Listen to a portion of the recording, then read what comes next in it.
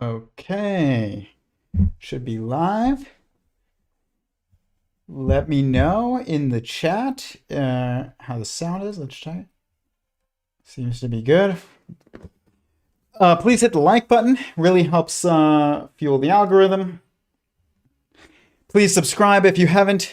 We are almost at 3,000 subscribers. And as I've stated before many times, subscriber count is not the goal of this channel. Otherwise, we would do things very differently. Likes is not the goal of this channel. Otherwise, we would do things very differently. But I do appreciate it. It does help. You know, it would be nice to hit that 3,000 sometime soon. But I don't know what happens when you do. I think nothing. nothing happens. But drive me crazy. There we go. But like I said, please hit the like button.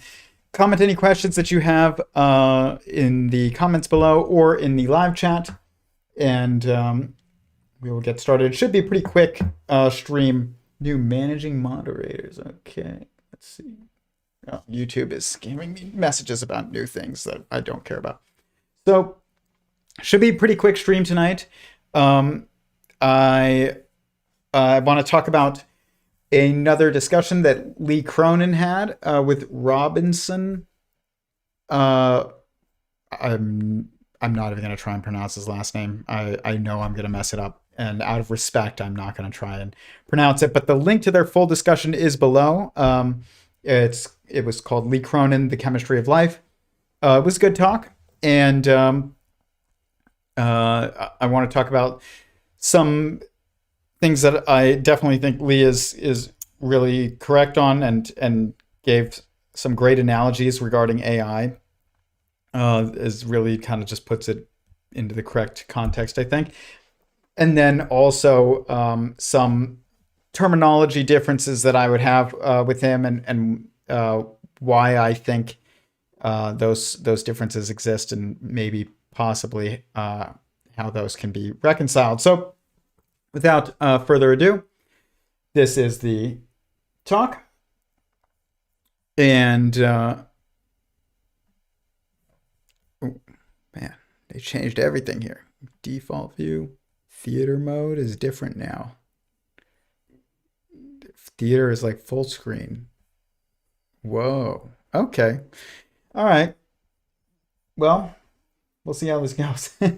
Whenever they change, you know what's funny? My wife has a background in like UX design, and I talk to her about this all the time. And there is, just like there is a perfect word, or there is the most correct word, the truest word to use in a specific context always.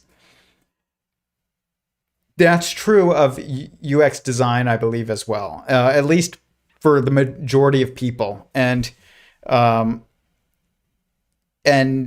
means that eventually these tech companies get it right.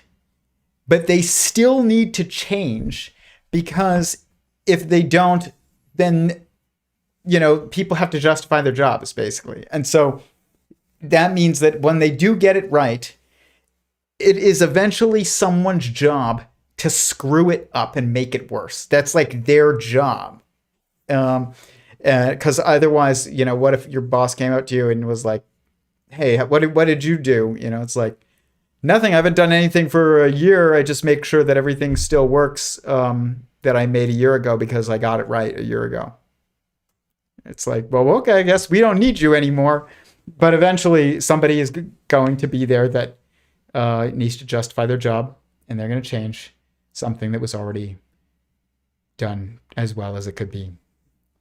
So, or at least, you can always optimize, but optimization is different than just changing things like this.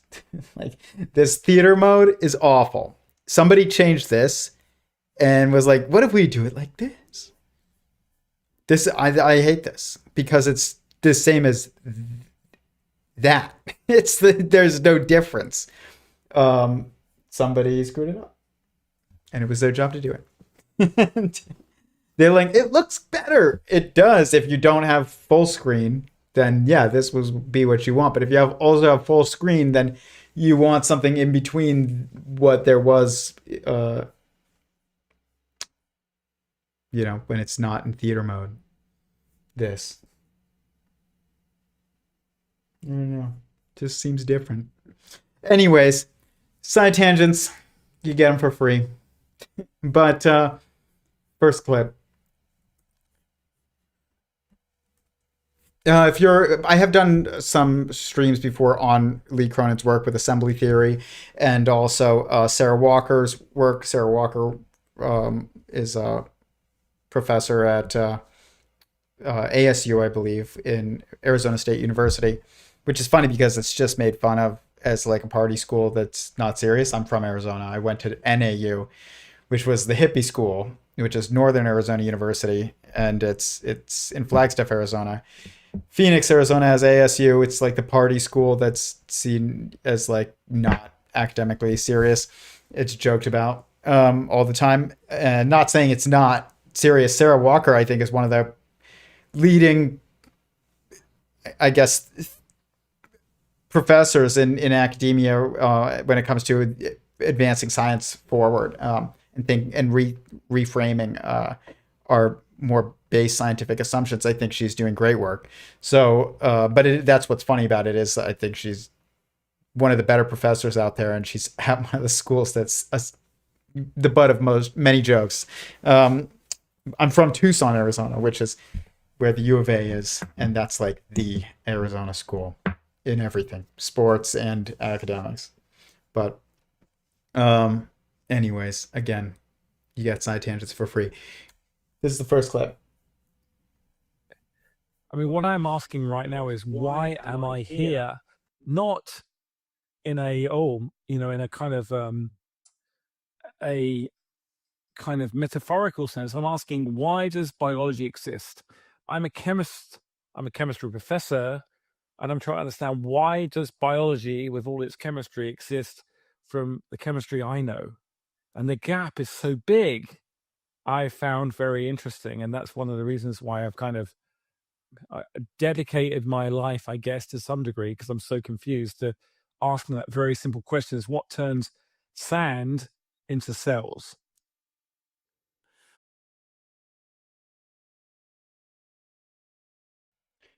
This is great. This is this question, and it's funny because later on he goes on to describe himself as not an origin of life researcher, but then this is like he's had debates with people that we've even discussed their discussions before years ago, I think, on this channel. But then when most people think of the question, what is the origin of life? I think that this is the problem. It's the wrong question, or it is the wrong question because the definitions are wrong. And this is according to my work in Sentient Singularity Theory, which is a metaphysical philosophical framework that I am proposing, and that kind of reorients how we look at the world and at our scientific observations, and changes the context of that perspective that we have, and allows us to ask different questions. And so one of these questions that's really fundamental, or is seen as fundamental, is what is the origin of life? And before you can answer that, you have to define life. And Sentient Singularity Theory always proposes that shows that there is this odd pattern of information that occurs everywhere due to how our mind works, just the manifold structure of information ordering that is a mind. And it allows for a word to be defined two different ways, and you have to pick one, but you can pick either definition. You can't define a word any way you want, but if you want to maintain coherence, There's two different definitions that you can choose from always. And you have to deduce what those definitions are. You don't just get to choose what they are. They are what they are. You have to deduce what they are, and then you get to choose which one you're going to use for a specific word. And so sentient singularity theory, we'll get into why this is the case after I show another clip in a minute, seems to imply that life can be defined two different ways. One is as just sentience or someone. That's it. And the other definition is embodied sentience. There's no other better way to say this, but within like creation, essentially. And so what this really means is like, is God included as a being that is alive, or is everyone that he made and that is alive currently not like just in a static save space, but in the dynamic world that of interactions that we call being alive, that is that life, or basically. And so let's say you die and you continue to persist. You can't change anymore, but you're still aware. You still feel, you're still self-aware, but you can't change anymore. You can't make changes. But you can still feel. Not physically, but emotionally, you can feel. Let's assume that's the case. That's what, religious people call heaven. Or hell. But this is that, are we calling that life if you're still there? Well, the thing is in theological communities, it's much better at describing actually the metaphysics of the world. They really are. And so they'll just say that's the afterlife. And then there's being alive and, the world, and then there's the afterlife. And so they would use life to describe it as like sentience, whether you're in this change space or not. And that's really those are the two options for like what is life. And the reason why this is the case, and I guess we're just going to get into it, is people when they're looking at life and trying to define it, which is not even like that, doesn't really make that much sense. In scientific circles, they're looking at things like cells and animals and plants, and they're trying to find common traits, and then they're trying to use those common traits to define life. And that's a kind of a third person assumption based method of trying to define life by our observations of that which we assume to be alive, but we're not actually sure. That isn't how you do it. What you do is you say, I know I'm alive. That I know. What makes me alive versus not? What would it mean for me to not be alive anymore? Whatever that question leads to will allow you to define life properly, if you're going to even have a word for it. And you have to approach this from a first person perspective, not a third person assumed position of just trying to use observations to define that which is the definition of life based on observations of things we assume to be alive, but we're not actually sure because we don't, we can't know whether or not it's really alive. It's like, yes, I assume a cell is alive. I assume a dog is alive, I assume a plant, I guess, is alive, but we don't know. I don't actually assume plants are alive anymore, but I assume the cells that make up plants are alive. They are life. I don't even know if they. I should, if you would say, are plants alive? The cells that make them up are alive. That's for sure. But to call plants alive if they're not sentient beings, but the cells that make them up are sentient beings, that's the assumption I'm going off of based on what sentient singularity theory seems to imply. And there's reasons for that. Then I don't really know if you could say plants are alive. I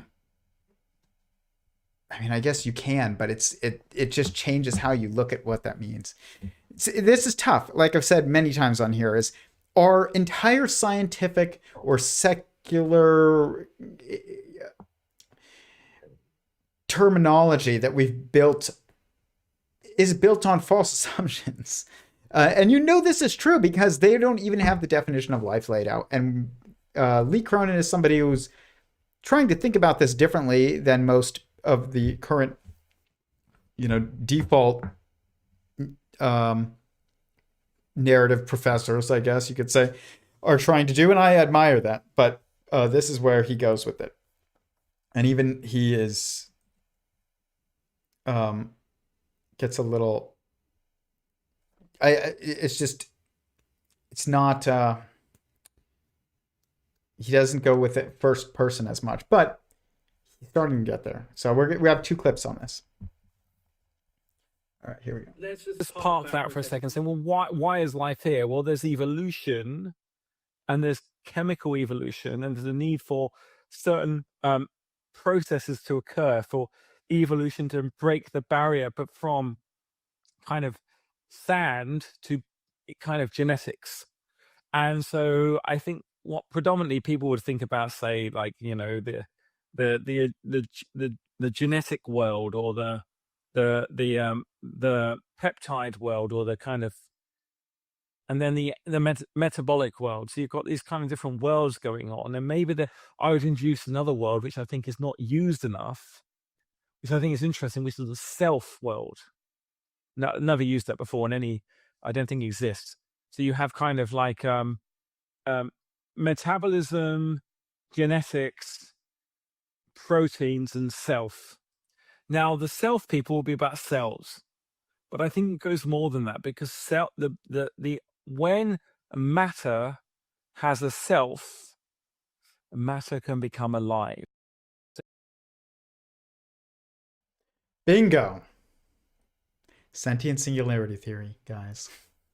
That's what that is.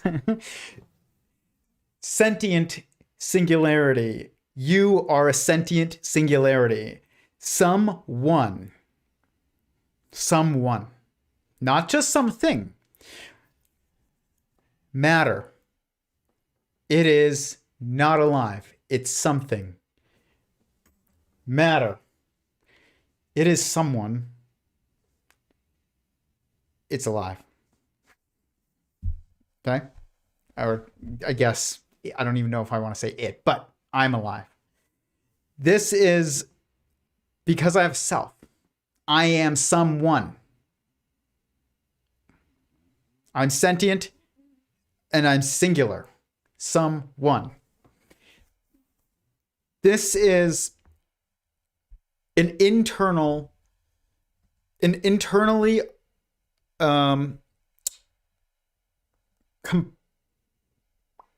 coherent system, or an internally coherent information structure. This is not an internally coherent information structure. It is an externally, and it's not internally coherent at all. There is no internal information really to this pen. There, maybe to the molecules of this pen. Maybe they are sentient, but not to this pen. The coherence of what defines this as an object is coming from me defining it as a pen. That's it. And it's not there, but there's no internal singularity happening to this. There's an externally imposed singular object defined as a pen that's coming from me, but nothing from the pen. And this is, like I said, sentient singularity theory implies molecules of some type are sentient. But this is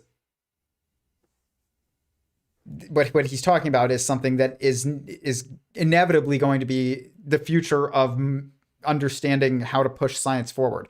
And people know this, and I guess intuitively, consciousness comes up all the time, which is, I think sentience is a better term to use. But we have to reconcile the material with the immaterial. And the third person and the first person. Like this is what we have to do in order to understand how cells emerge from sand, basically. But this right here, but I agree with his definition right now, is when he says when matter has a self, it is alive. That is a great definition. It's a first person definition. It's how you get that. That's the definition that you get when you ask yourself, what makes me alive? It's like, again, you can define it two ways, but either way, the definition will include having a self. Are you a self that is embodied and able to maneuver and make changes? Or are you a self that is self-aware, but in a static state, afterlife, quote unquote, either way, the self is the primary definer or the defining attribute of life. Whenever you ask yourself, what is life, and you use yourself as the example to look at, and it takes an internal examination. This is what makes it tough to reconcile with current science, and I call this like when something is super subjective. I call it a super subjective perspective. So there's the objective in that we focus on in science. It's like that which we can all kind of look at the same petri dish and see the same thing happening. The world of objects, I guess you could say. But then there's the subjective perspective, which everybody has their own individual subjective perspective constantly. But then there's the super subjective perspective, that which is internally specific to me, but also is internally specific to every single other someone that exists. Which is, it's like when you ask the question, what is the truest thing that I know? The answer to that question, no matter who asks it, is going to be personal, but it's also going to be the same answer for everyone, which means it's true for everyone, even though it's personal for everyone. It's super personal. It's super subjective. It's universal and subjective simultaneously. We don't have terminology for this outside of this YouTube channel, as far as I'm aware, for I guess, for a perspective that has these properties, which is that it is uniquely personal to every person, to any person, but it is also universal to every person. And that's fascinating. But you need that in order to understand what is the truest thing that I know, and that you know, and that we all know, and that we can agree on, is that someone exists. That's the truest thing that we know. And there was somebody in the comments a few weeks ago who was kind of arguing with me about this on a recent video, and they said something like, maybe I'll just call them out. I don't know, but they said basically like, I understand it might be difficult to think about ourselves without a personal without being a person, but we should try, basically, because the world is complicated. None of this is an argument. I'm not belittling them, but they're just wrong. And I responded to them, and I was like, it's not hard to think about oneself as not a person. It's impossible. It's impossible. If you try and think about yourself as not someone, there is no self to think about anymore.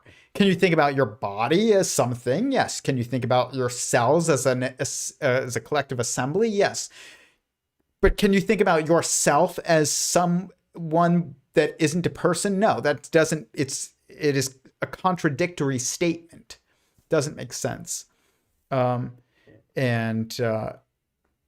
we see things like this, or when we experience really things like this, we're not even seeing it. We're super seeing it. We're feeling it. We are experiencing it. You should assume it's true. Like imagine if, there was a boiling pot of water on the stove, and I said, put your hand in it, and you put your hand in it, and it's burning your skin off, basically. And I was like, now I know it's hard to imagine that, this is not happening and that you are not feeling pain, and but just, we should try and think about this as about the world in a different way, and that's not actually happening. You should assume it's not actually happening. Why would you ever do that? You can't do it. You cannot even say, we should try, which really means like, I should try and think about myself, but not as being a person. It's like, but who's even doing the thinking at that point? It doesn't make sense. There's so many reasons why it ends up being logically impossible, and therefore just wrong, incorrect, incoherent that's the best term for that. It's logically incoherent. And when something's logically incoherent, you should assume it's false. You shouldn't assume that you just don't get it. You should assume it's false. And if something is experienced by you firsthand, I'm not talking about how you feel about something emotionally. Like, I'm not saying that that's not true either. Your emotions are true. That doesn't make you shouldn't assume that you're morally correct just because of your feelings necessarily, but don't deny your feelings. You can't deny your feelings. But I'm trying to explain why, like,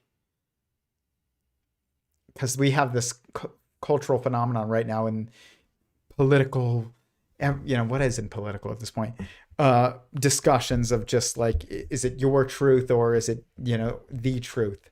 And what I'm trying to say is that the truest thing that you know is also the truest thing that everybody else knows.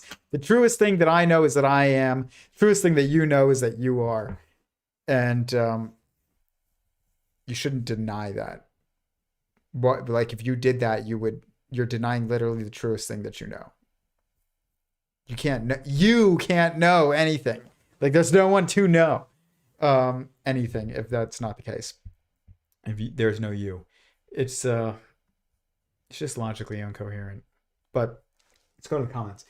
Okay. Hello, David. Glad the sound is good. Like I said, please hit the like button if you're watching this. It really does help the channel. Subscribe if you haven't. Hit the bell notification if you want to be notified when these live streams happen. They're usually Thursday evenings. But yeah, I really appreciate it. And Yeah, we're almost at 3,000 subscribers. Trying to hit that number. I don't know. And like I said, nothing happens, I don't think, when you do. But we're just so close that I have this like goal to hit it now. But all right. Find out the soul. Karma is the bad energy you put out, not a thing that comes back like anger and a boomerang. Okay. I don't disagree with that. Find out the soul. Nope, I love nature more than me, and that is humble to see. You are way more than you think.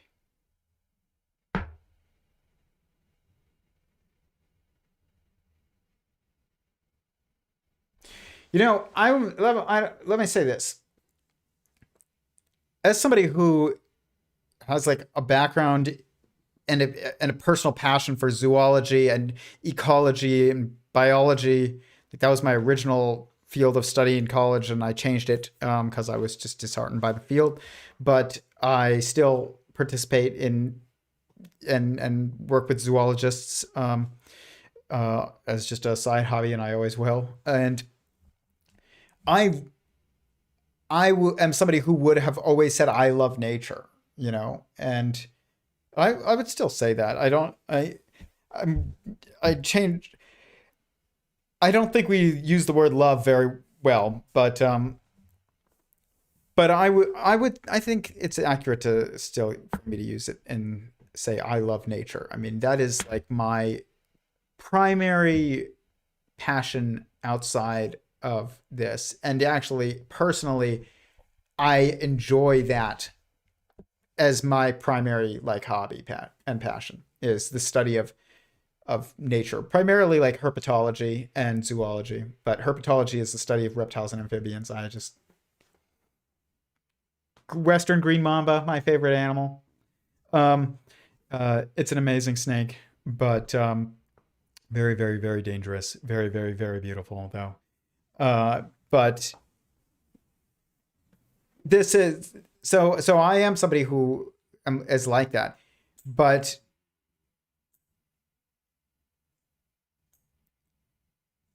to love is an action that you choose.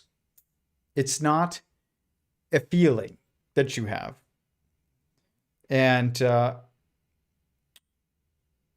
when we use it to mean a feeling that we have of admiration, it's not a good use of the term love. It's not a accurate use of the term. It just, what we really mean when we say love is I really, really like. It's like I love Ferraris. It's like you can't love Ferraris. You can really, really, really like Ferraris. You can be a fan of Ferraris. You cannot love Ferraris. You can't. It's not it's not a person. It's not someone. And in nature, there are many someones around. Every snake and rock and not rock, but I was gonna start using a reference from my daughter was watching Pocahontas the other day, and that song is like, you know, every rock and tree and creature. It's like, no, has a life, has a something, has a name. Then no, rocks do not have they're not someone. Maybe the molecules that make them up are, but a rock is not someone. And a tree is probably not someone, but the cells that make them up almost certainly are. But yeah, like a frog is someone. Like you can love a frog. You can take care of a frog. You can save a frog. My wife and I went on a trip to Vermont and Massachusetts. I think not Massachusetts. It was Vermont and Massachusetts and New Hampshire over the summer. And when we were driving through the mountains there, which was beautiful, there's like all the leaves are changing, and it was really beautiful. But it was raining and it was late at night, and there were frogs all over the road, and I was like dodging frogs, and I felt bad because a lot of cars were hitting frogs, and I'm sure I probably hit some that I didn't see, but I was trying not to hit them. That's an act of love. And I even pulled over, and when I was curious what kind of frogs these were, and turns out it was multiple kinds of frogs and toads. But I pulled off the side of the road, and I went to the road, and I was like looking at them under a flashlight and taking pictures. And I found this huge toad sitting in the middle of the road. Like, I mean, like probably that big, and not exaggerating. It was the biggest toad I've seen in many, many years. Since I grew up in Arizona, we have huge Colorado River toads that were bigger than this, but those are the only toads that I've ever seen in the wild that were bigger than this toad. And I'm not sure what kind of toad it was, but I picked it up and moved it off the road. And that's an act of love. That's me loving the toad. But just looking at a toad and being like, oh, I'm really interested in toads. I love toads. That's not love. That's having, you're interested in them, you like them, admire something about them, I guess. But and I am that person. Like, herpetology has been my number one like interest of my life since I can remember. And I like green mambas. I don't love green mambas because I've never interacted with green mamba. Like, personally, I've been there and seen them, behind glass, but that's it. And I know people who have them and seen theirs, but I've never like taken care of a green mamba. But if I saw one and it was on the road, I'd probably grab a stick, a very long stick, and move it off the road. But that would be me loving a green mamba. So these definitions, though, they matter. So when we say I love nature more than I love myself, just think about what that means. That's all I'm saying. I'm not saying I'm not going to tell you like what you're trying to say. I'm just trying to say, think about what you're trying to say. And, yeah.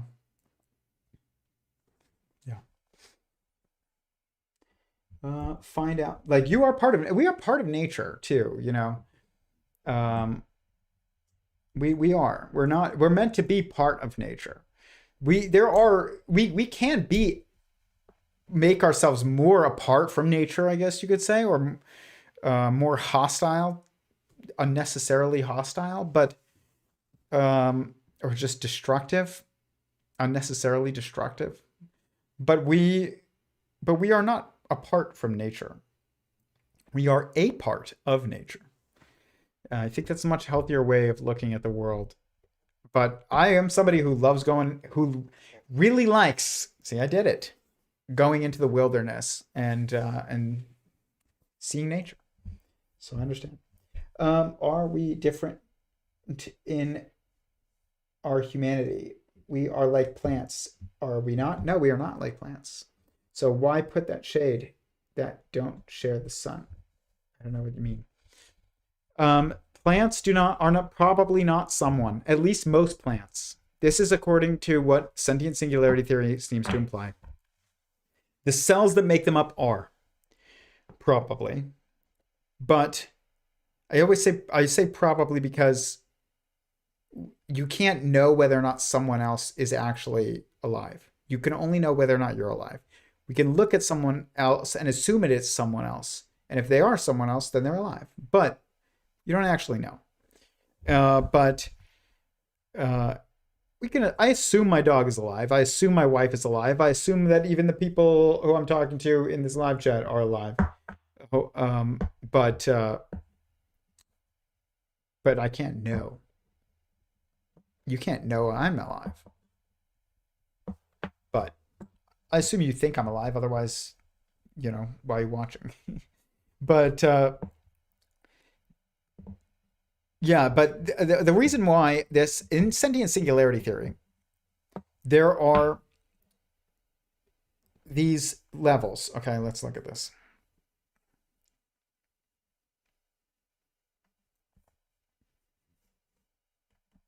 This is a model of what I call cosmological verse in sentient singularity theory. And basically, you have a set number of these layers of life, you could call them, these levels of life. They are a periodicity of sentience. And they start with a hadron, which is a proton or a neutron. It doesn't start at a quark. This is like kind of like the fingers of God in a way, or the fingers of the universe. They're not alive. They're points of force that are coming from a being that is alive, but that we're within. Okay, and but they themselves are not alive. They're just like your finger is not alive, but it's connected to a being that it's controlled by a being that is alive. So a quark is controlled. It's a point of force being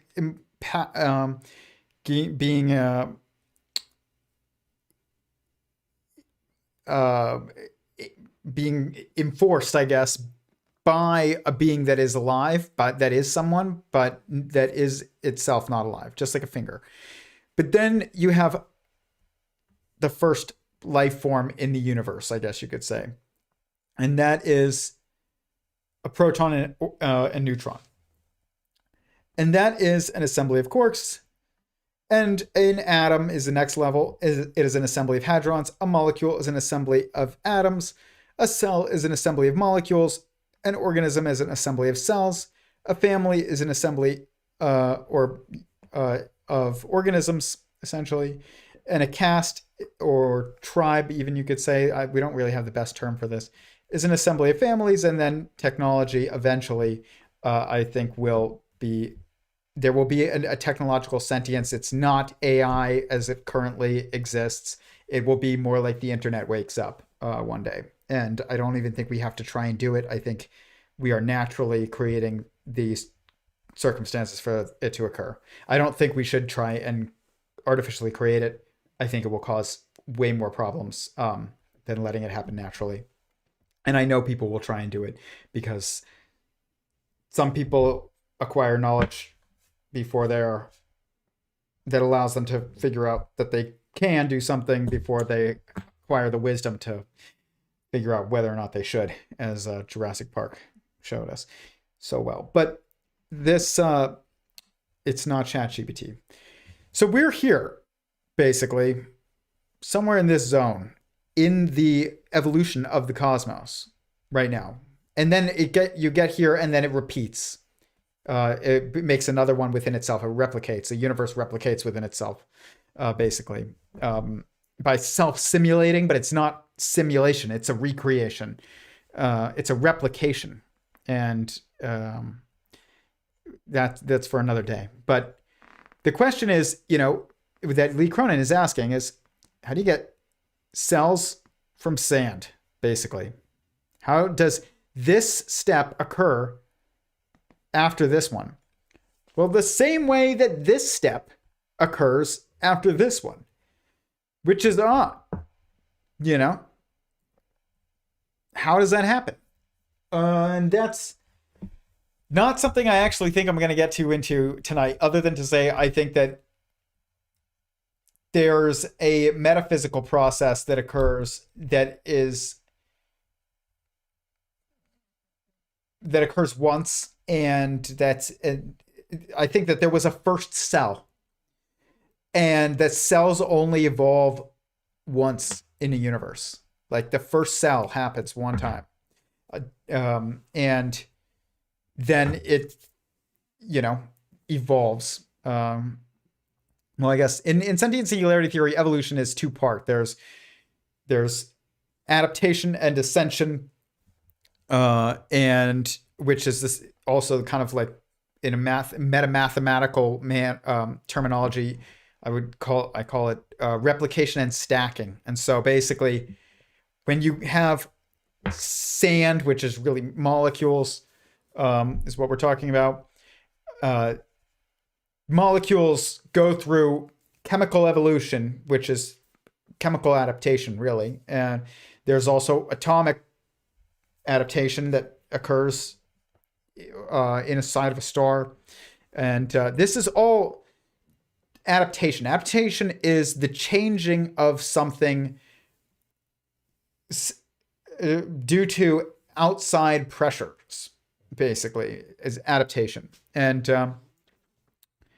it happens over the intergenerationally. So it happens in like over the course of generations, basically. That's what I'm trying to say.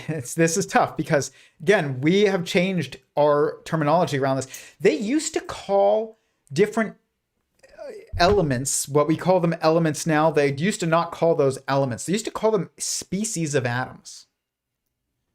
They used to be like the gold species, the carbon species, the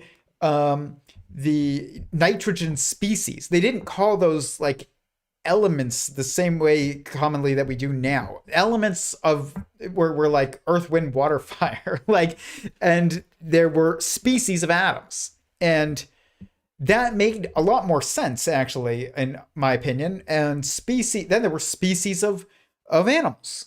What was a species of animal? It was a species was when one, is no longer able to replicate with another. That's a different species. And now there's no definition of species anymore. There at all. Like then we had species, and then we created subspecies, and subspecies were, kind of like similar-ish species. There's or similar-ish looking populations, I guess, or different populations of animals. So you could get, let's just say, like I don't know, like a scarlet macaw and a blue and gold macaw, like these two types of parrots. These would be considered the same species under the old definition of species because you could breed the two together and you can get fertile offspring. But if they produced sterile offspring or couldn't produce offspring at all, either way is the same. Either way it's incompatible. Then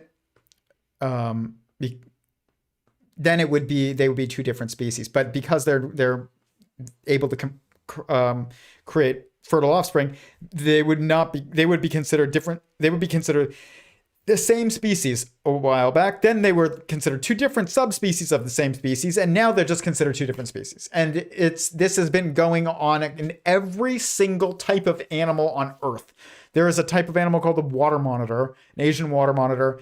It's Varanus salvator is the scientific name. And there was all these different islands all over Indonesia. And so all these different populations of animals are slightly different on each island. And so on each island in Indonesia, there's a slightly different size, or they're a slightly different color, or they have a slightly longer tail or shorter tail or whatever of every animal. But one of them is like this water monitor example. And it was all just Varanus salvator. There was the golden versions of Varanus salvator from the Philippines over there. And then there was the giant ones from that were black, from I don't know, Sulawesi or something. And then, but they were the same species.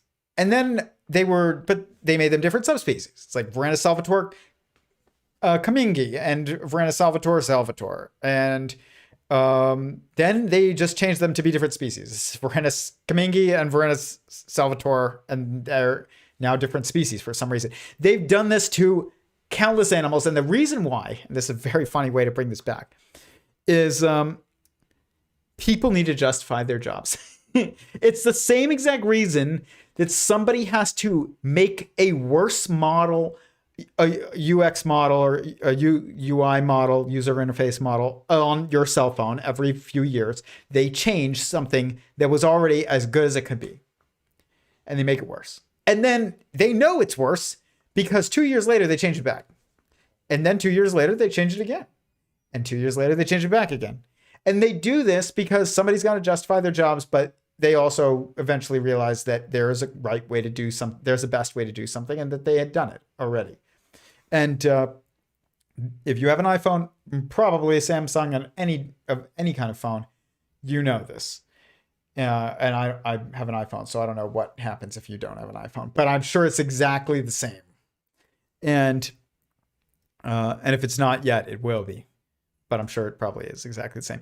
This is occurring in zoology and as well, and so in taxonomy, which is the study of what animals are different from each other and things like that, and of species, speciation. If species doesn't mean, it should mean like two animals that can't produce fertile offspring. That's really what it should mean. And the only other definition that would potentially make sense is it's like two animals that don't breed together in the wild, I guess, even if they could. And this happens all the time. Like there's in any state in the United States, almost any state, there's king snakes of some kind of king snakes. And then there's also usually some type of bull snake or pine snake or like gopher snake. And these are two different types of colubrids, which is a group of snakes that are usually not dangerous to people, with a couple exceptions, but not in the United States. And they don't breed together in the wild very often, at least. And it's almost never seen. It has been seen, but it's almost never seen. And they occur sympatrically, meaning like they occur in the same area. They don't breed with each other in the wild for the most part. But they can. And if you have two captive animals and you put them together and they're the only ones that are around, they're going to produce perfectly fertile offspring, and that are pretty rare usually in the wild. And the people look at these two snakes and they're like, these are totally different looking snakes. They are different species. They have to be. But are they, if they can breed and produce fertile offspring? Or are they just the same species, that it's just two different phenotypes of the same species that have developed simultaneously, not just two different phenotypes, but also two different cultures of how they go about their lives that are impacting and reinforcing of these phenotypes, and also sexual preferences to different physical traits. Just like some people, I don't know, if you're from Norway, maybe you are more likely to be attracted to blondes. And, that's like, I don't know. But that stuff, people have a type, animals have a type, and eventually, like, you will create different phenotypes. But is it a different species? No, probably not. Like, probably not. But we call them different species. It's taxonomy is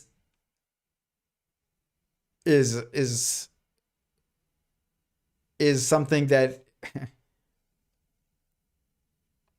it's either the simplest science or it's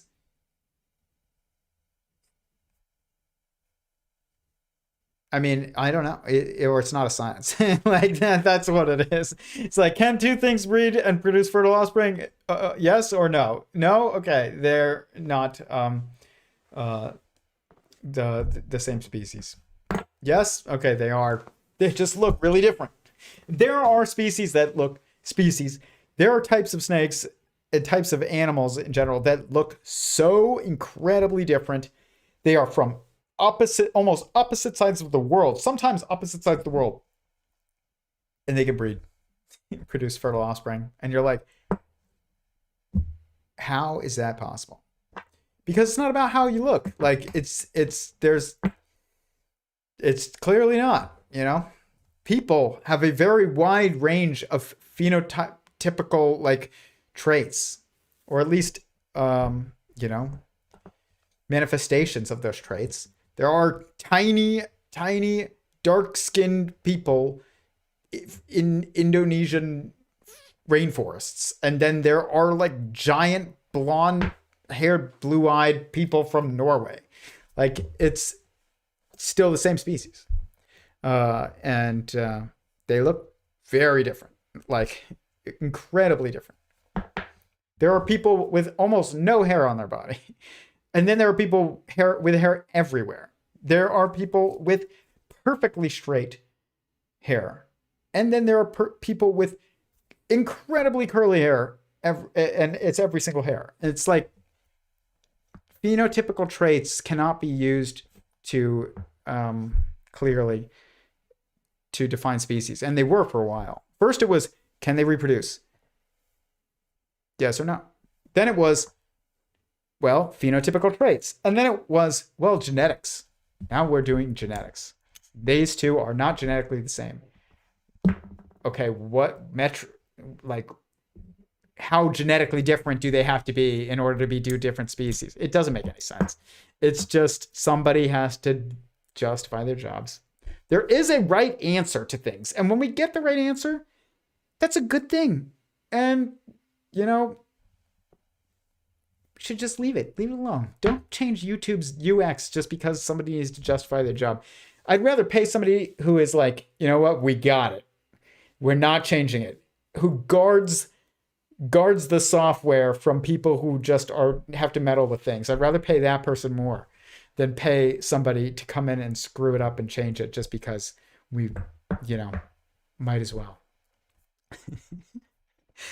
Again, you get the side tangents for free. All right, let's go.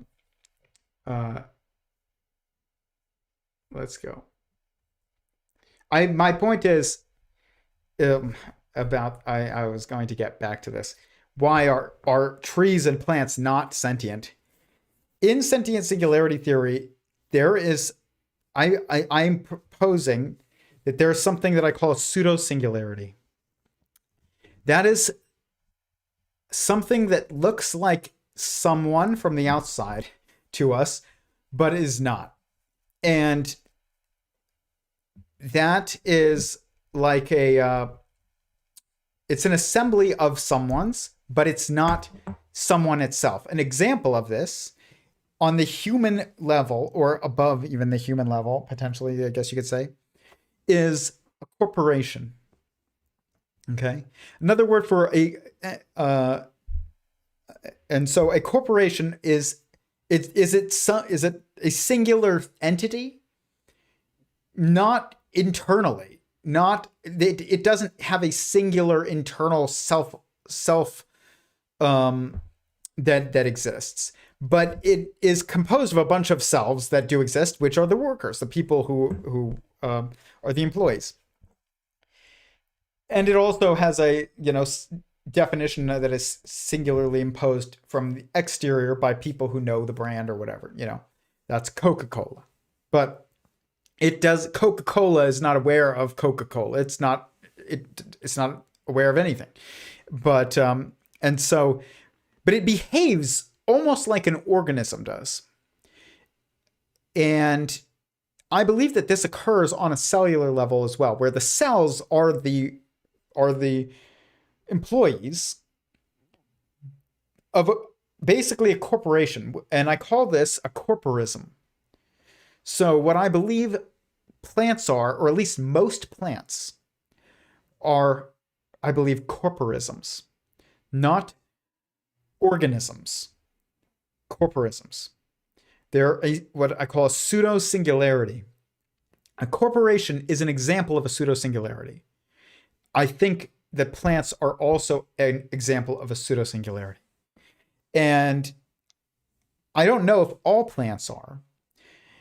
And I have like bromeliads. And it's like I like bromeliads. Then there's like you can go on like, you can just order really nice like varieties, like selectively bred bromeliads. Go to bromeliad.com. They're not a sponsor of the show, but I am a fan of that, of their business. And they have just different varieties of bromeliads. And what's interesting about bromeliad is if there is a plant that is not a corporism and that does have a sense of self, I would bet that it would be a bromeliad. And I'm not sure if it would be the only one, and I'm not sure if it even is one. But if there is one, I think that it is that. And it's because, for one, it has radial symmetry, and I'm not sure if you could cut it in half and make two of them, or if you would just kill it. And also how they reproduce is kind of by creating these pups. It's just a little different than a lot of other plants. And but I would still bet that they are pseudo-singularities. But I do think about, are all plants pseudo-singularities, or most plants? And the reason why I ask that is because I look at animals and I assume that most animals are sentient singularities, not pseudo-singularities. I think that a fly is someone. And if you cut it in half, you don't get two of them, you kill someone. And so, and I've told this story before. When I was a little kid, and this was like traumatizing to me. I went to go visit my grandparents on the East Coast, and they had all these earthworms in their yard that we found. And earthworms were like a rare thing from being from Arizona. It's like once or twice a year you find earthworms out moving around. Normally you don't, but in the East Coast they're everywhere. But it was an odd thing for me and my brother, and so we found all these earthworms in the garden, and for some reason, I don't remember if somebody told us this or we just thought that this was the case. I think somebody told us this, but I don't remember who. That earthworms, you get more earthworms by cutting earthworms in half, and then it makes two earthworms. So we proceeded to take these earthworms that we had found, and we cut them all in half on the porch, and with rocks. We were like 5, okay? We were really little. And we didn't know what we were doing, and we thought we were helping them make more earthworms. Then we step back and look at what we had done, and we had basically just massacred like, a dozen earthworms. And I felt awful because I'm sitting there waiting for these like things to come back to life, but like be double the amount. And in fact, that's not what happened. They all died. And I'll never forget it because I really did feel awful about it. And I don't want to kill an earthworm. And that's someone, like I'm not, if I find a black widow in the house, like I'm probably just going to kill it. But like, if I find one outside, I'll leave it alone, but I kill it inside out of, I don't want one biting my daughter or something like that.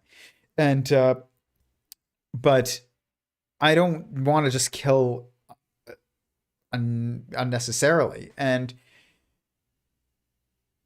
but an earthworm, the fact that you can cut it in half and it dies implies that it is a sentient singularity. But there is another type of worm called the planaria worm that is used in many, many studies.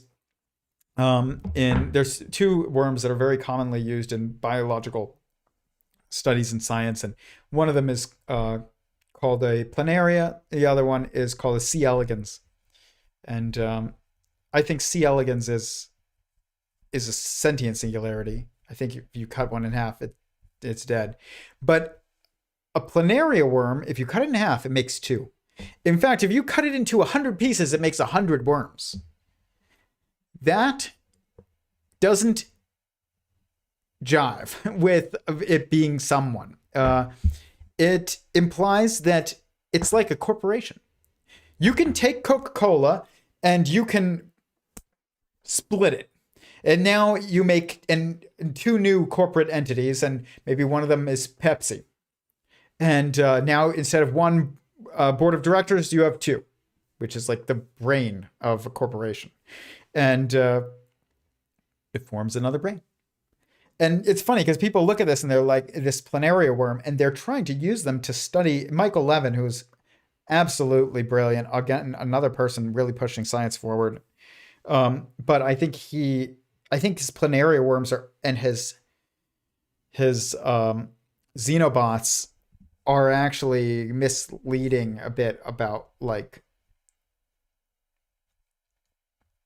life and the concept of selfhood, because I don't think that they have a self. I think they're all pseudo singularities that look like someone from the outside, but they're not.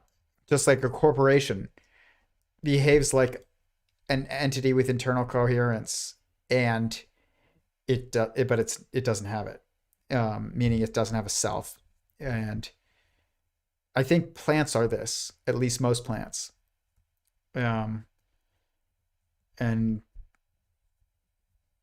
I don't know if it's all, again, you can't know for sure, but there are ways that there are traits that you can look for. Like, can you cut it in half? Does it make two, or does it kill the one? If it makes two, it's probably not someone. If it kills it, then it's probably someone. That's a trait that I think would be consistent.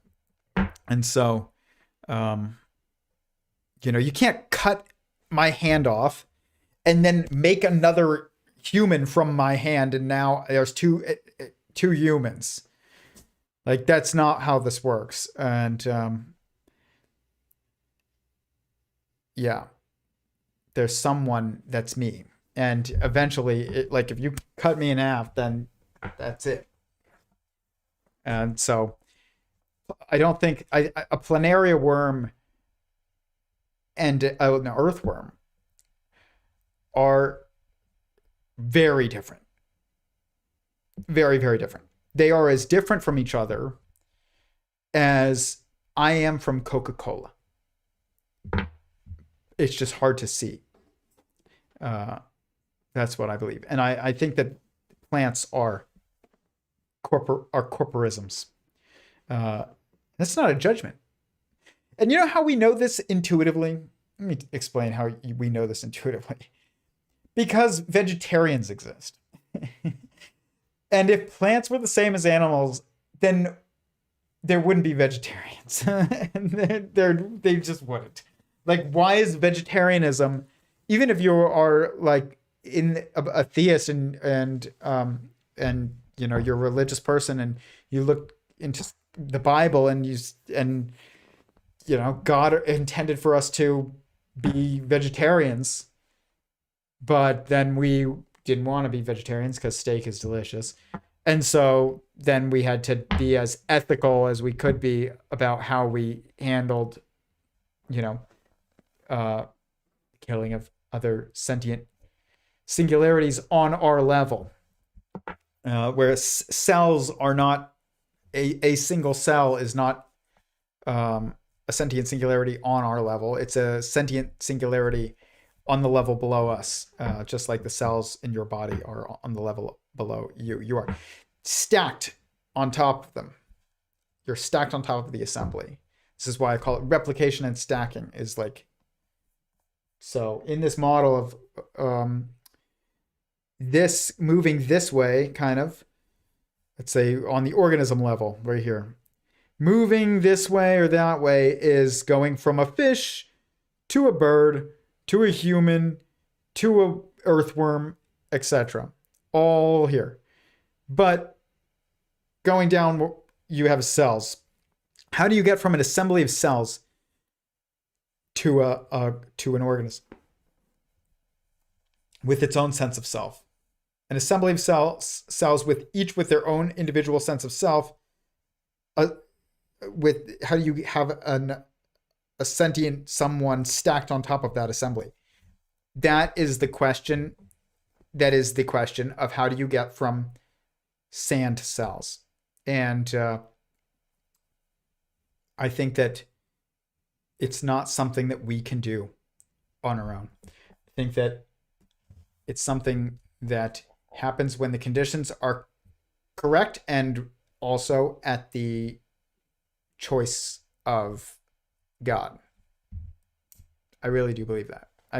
It seems like it has to be the case. And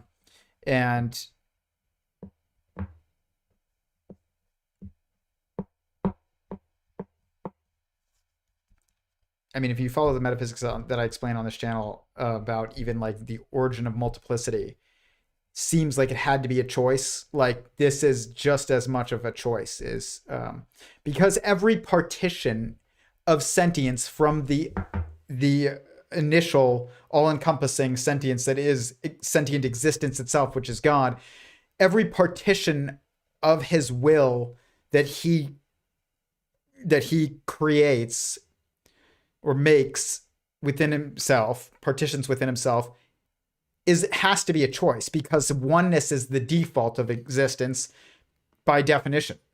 So it's like, how do you know there's only one existence? Because existence itself is all encompassing of what exists, and therefore definitionally is one, and anything outside it would be non-existent. And so there's only one existence. So this definitional inevitability implies that it corresponds to a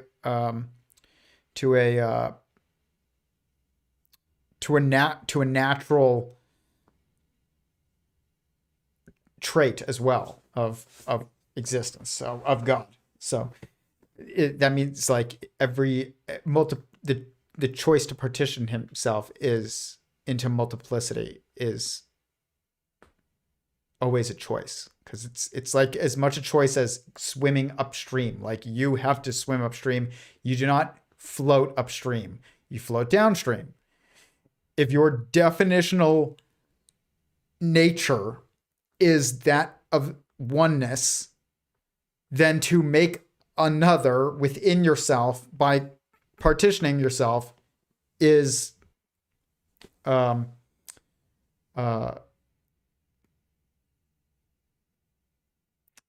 it has to be a choice, because it's not the natural inevitability of information in that system.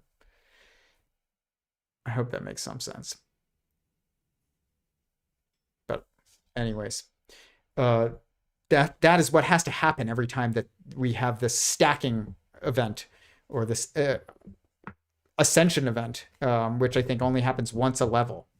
Like there was an ascension that happened at some point where I think we created you, or not we, but the first sentient someone that was a multicellular organism was created. And there I have ideas about like how this process occurs. And I don't know if I want to get too into it tonight, because I honestly kind of exhausted.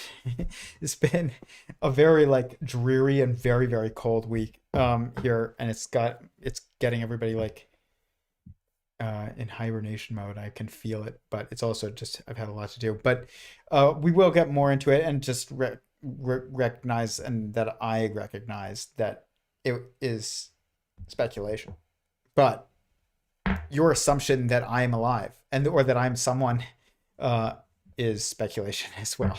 So we're in that realm when we're talking about the world of selves.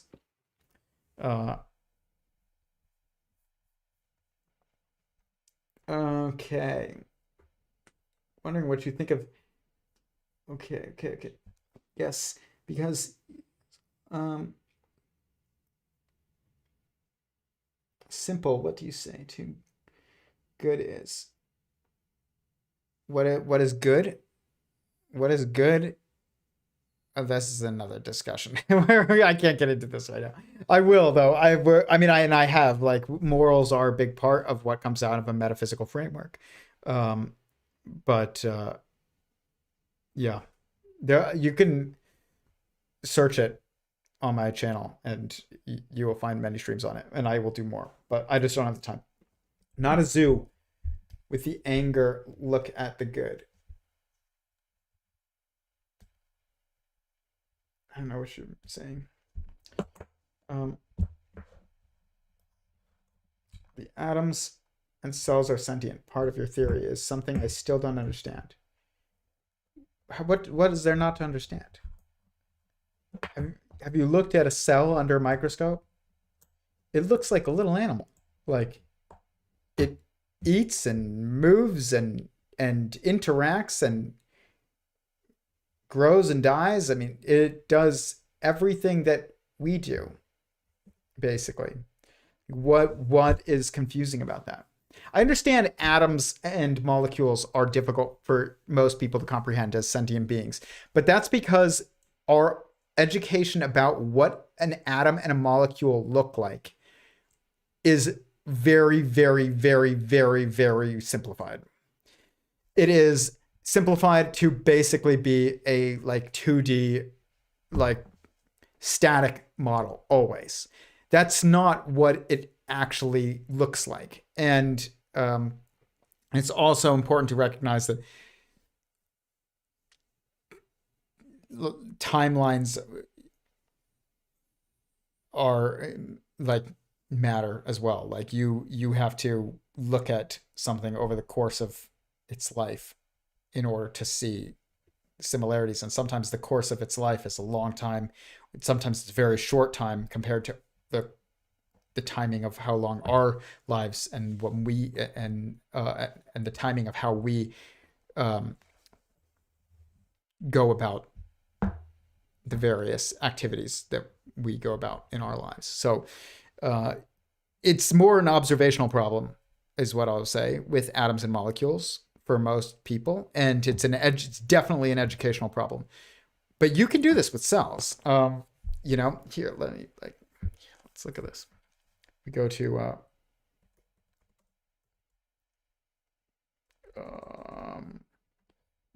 here.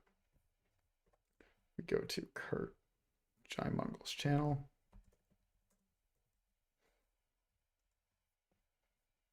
And we go to 11.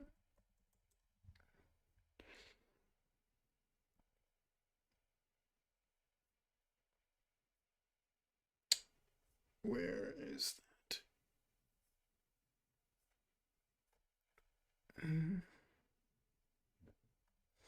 The hardware does not define you. I get lots of emails from people who say, here, where is that video? I went to a talk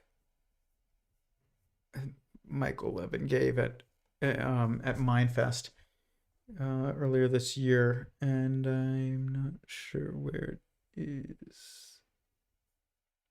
Let's see.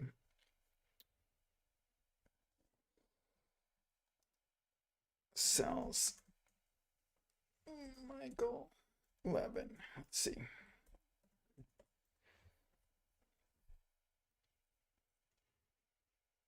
Can cells think? See, I don't. people tend to think of intelligence as being of two kinds. There is the quote-unquote real intelligence, which is what we are supposed to have. And then there's this idea of a collective intelligence. So swarms of bees, colonies of ants, shoals of fish, and so on. And people tend to think of those as radically different things. But the reality is all intelligence is collective intelligence. And this is because we are all made of parts. So you and I are collections of cells, and these cells, including neurons and various other cells in our body, have many competencies. This is because they were once separate individuals by themselves. They were unicellular organisms with all of the skills needed to survive in a complex world. And that journey that we all took, those progressive steps by which we construct ourselves, we construct our bodies, we construct our minds, that journey is maybe the most profound question in all of science. I'm Michael Levin, and I'm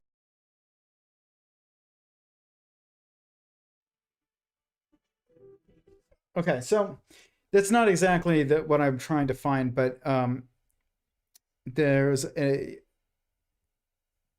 lecture that he gave where he shows like a cell, like under a microscope, going about its like life. It's like doing things and eating and pooping and replicating and all these things. And you can look this up and you can see various different kinds of cells doing this. We know that cells do this because they do it in labs all the time. They grow E. coli cultures and things like that. But as these cells, they're doing exactly what we do.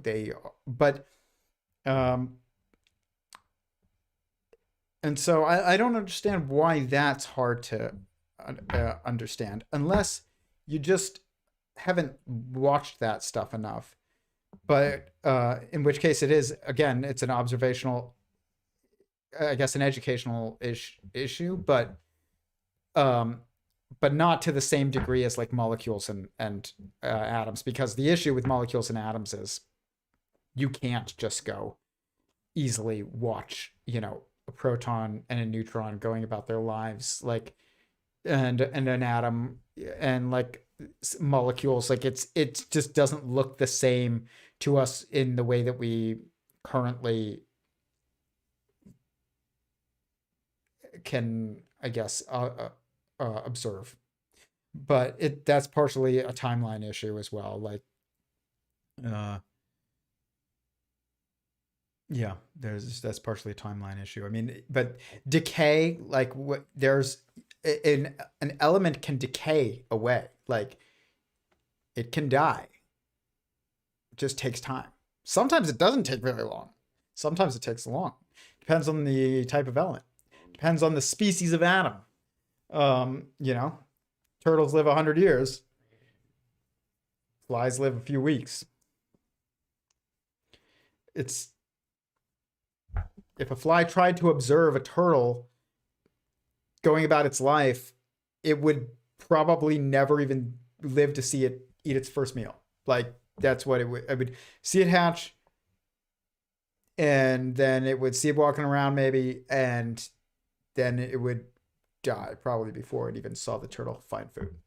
Like that's the reality of like a fly trying to observe a turtle go about its life. So you have to think about, like, is timing a barrier to our observation, and then also size is definitely a barrier to observation when we're talking about atoms or things on the atomic level. Because we're using tools made of atoms to observe atoms. There's an optical problem there. There's a physics optical problem. So we end up relying on simplified models to try and understand why protons and neutrons pair up and interact. But if you look at human marriages and you're like, well, okay, if human males are the masculine manifestation of on the organism level, of gender on the organism level, and protons are the masculine manifestation of the of gender on the hadronic or atomic level, then you would expect to see the same pairing patterns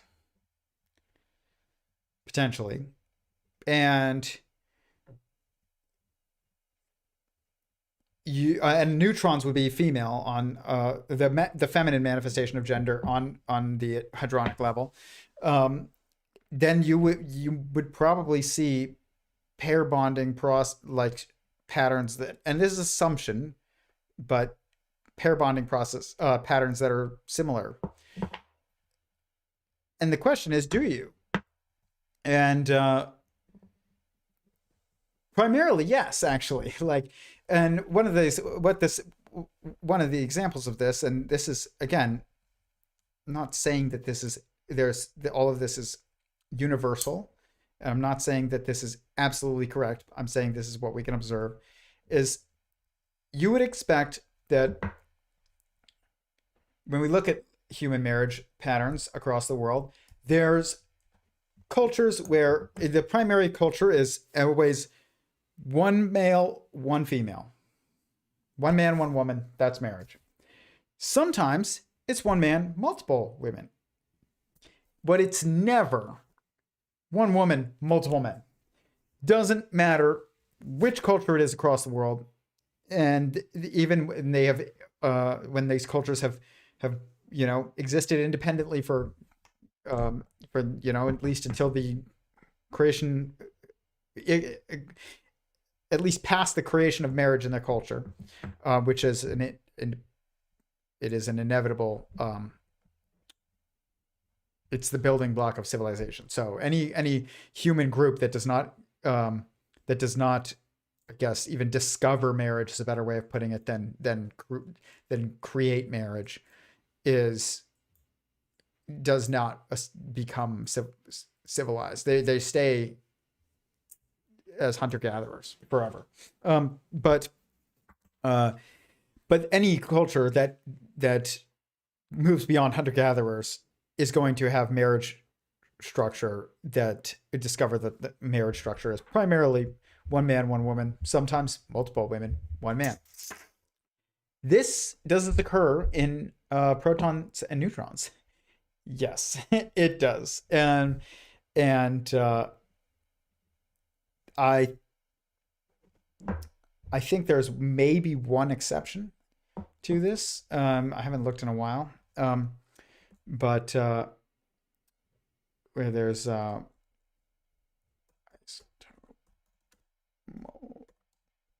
but it's not even there. I don't think there's any actually examples. I don't think there's any single example where there's more neutrons, no more protons than neutrons. I think that anytime that there is neutrons, I think there's isotopes can have more protons, but only for very light elements. There are just two stable examples found in nature. That is it. Hydrogen-1, protium, and helium-3.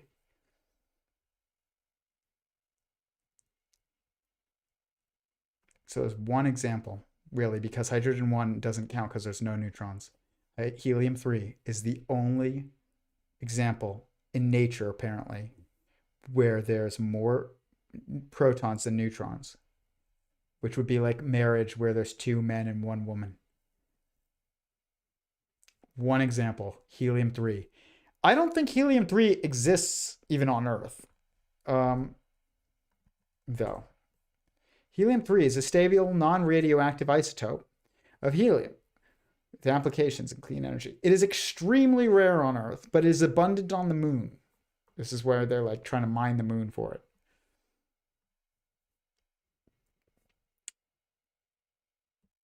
It's like, I need to look into this more, and because it's been so many years since I have, but why would it be abundant on the moon and why is it so rare on Earth? Implies that there's something not so stable about it. It might not be radioactive, but there's something that makes it not like I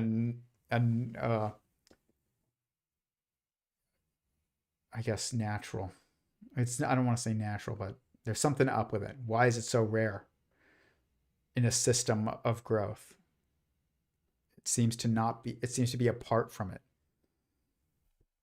Helium-3, let's look it up actually. Why rare on Earth?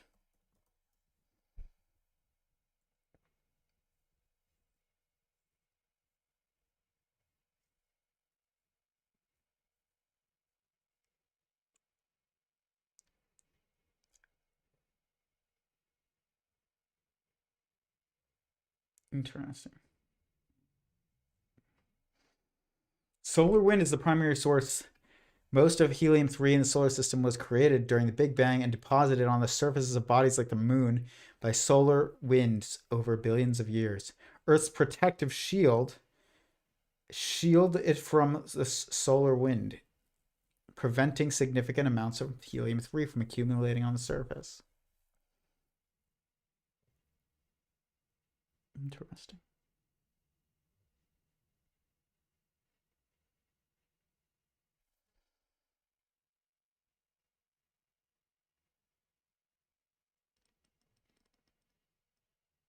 So it's a byproduct.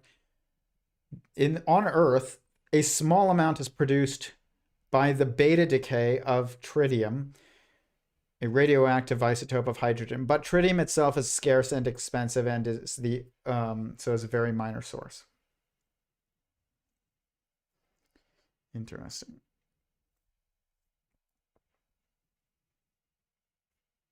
So it's not a natural part, though, of the cosmological evolutionary process that is currently like going on. I'm not saying it's not part of it. At some point it seems to exist, but it exists apart. Like it does. It's not part of the growth of sentience anymore. Interesting. But it's one example that's not really around. It seems to be apart. It's fascinating that it's like kept apart by magnetic forces. There's a lot of thoughts that I have on that I cannot get into right now because we're going to be here all night. I told my wife this would be like a shorter stream. It's definitely not turning out to be that way. But yeah, I mean, that's crazy that there's one example and it's not a good one. That means that like stable isotopes follow the same patterns as stable marriage structures. That's crazy. That's really, really, but it's also not. That's like, it was so expected, by the way, by me that I looked for it. I was like, I bet that this was literally years ago before I even created deduced the name Sentient Singularity Theory. It's funny because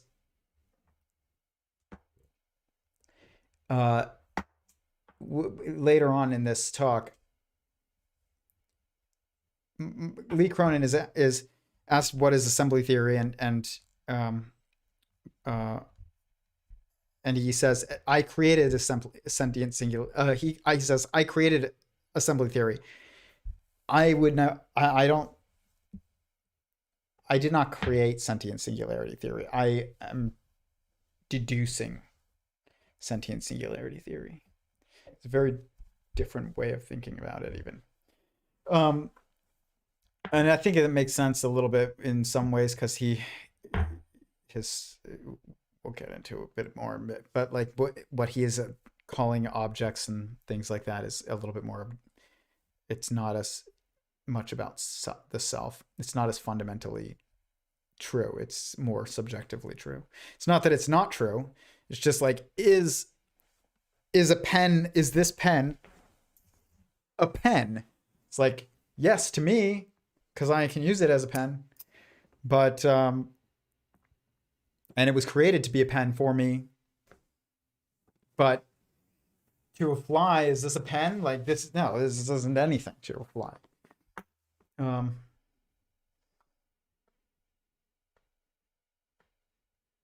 That is relevant to assembly theory. If you're not familiar with assembly theory, it might sound like I'm just spitting out random sentences, but I assure you I'm not. I'm just reading about helium-3. This is like fascinating to me. It's just fascinating. Okay, but here we go. Let's go to it. Oh, pardon me, I was tweaking. Okay. Material world is ahead. I didn't say that. I was reading that in the chat, by the way. If they are sentient, I would be surprised if, say, plant wasn't. Yeah, but I think that's because you're focusing on the wrong things. That's what I'll say.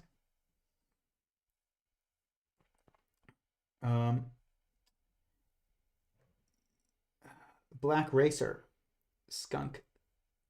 I want a cobra. Cobras are intelligent.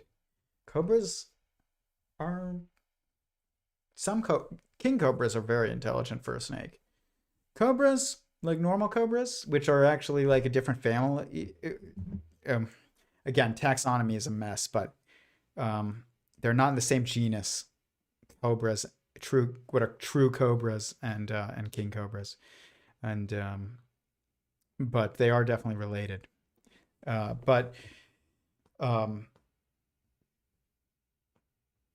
cobras are cool. I like cobras. Black racers. Those are cool snakes too. How do you know cells aren't corporisms if the atoms are alive?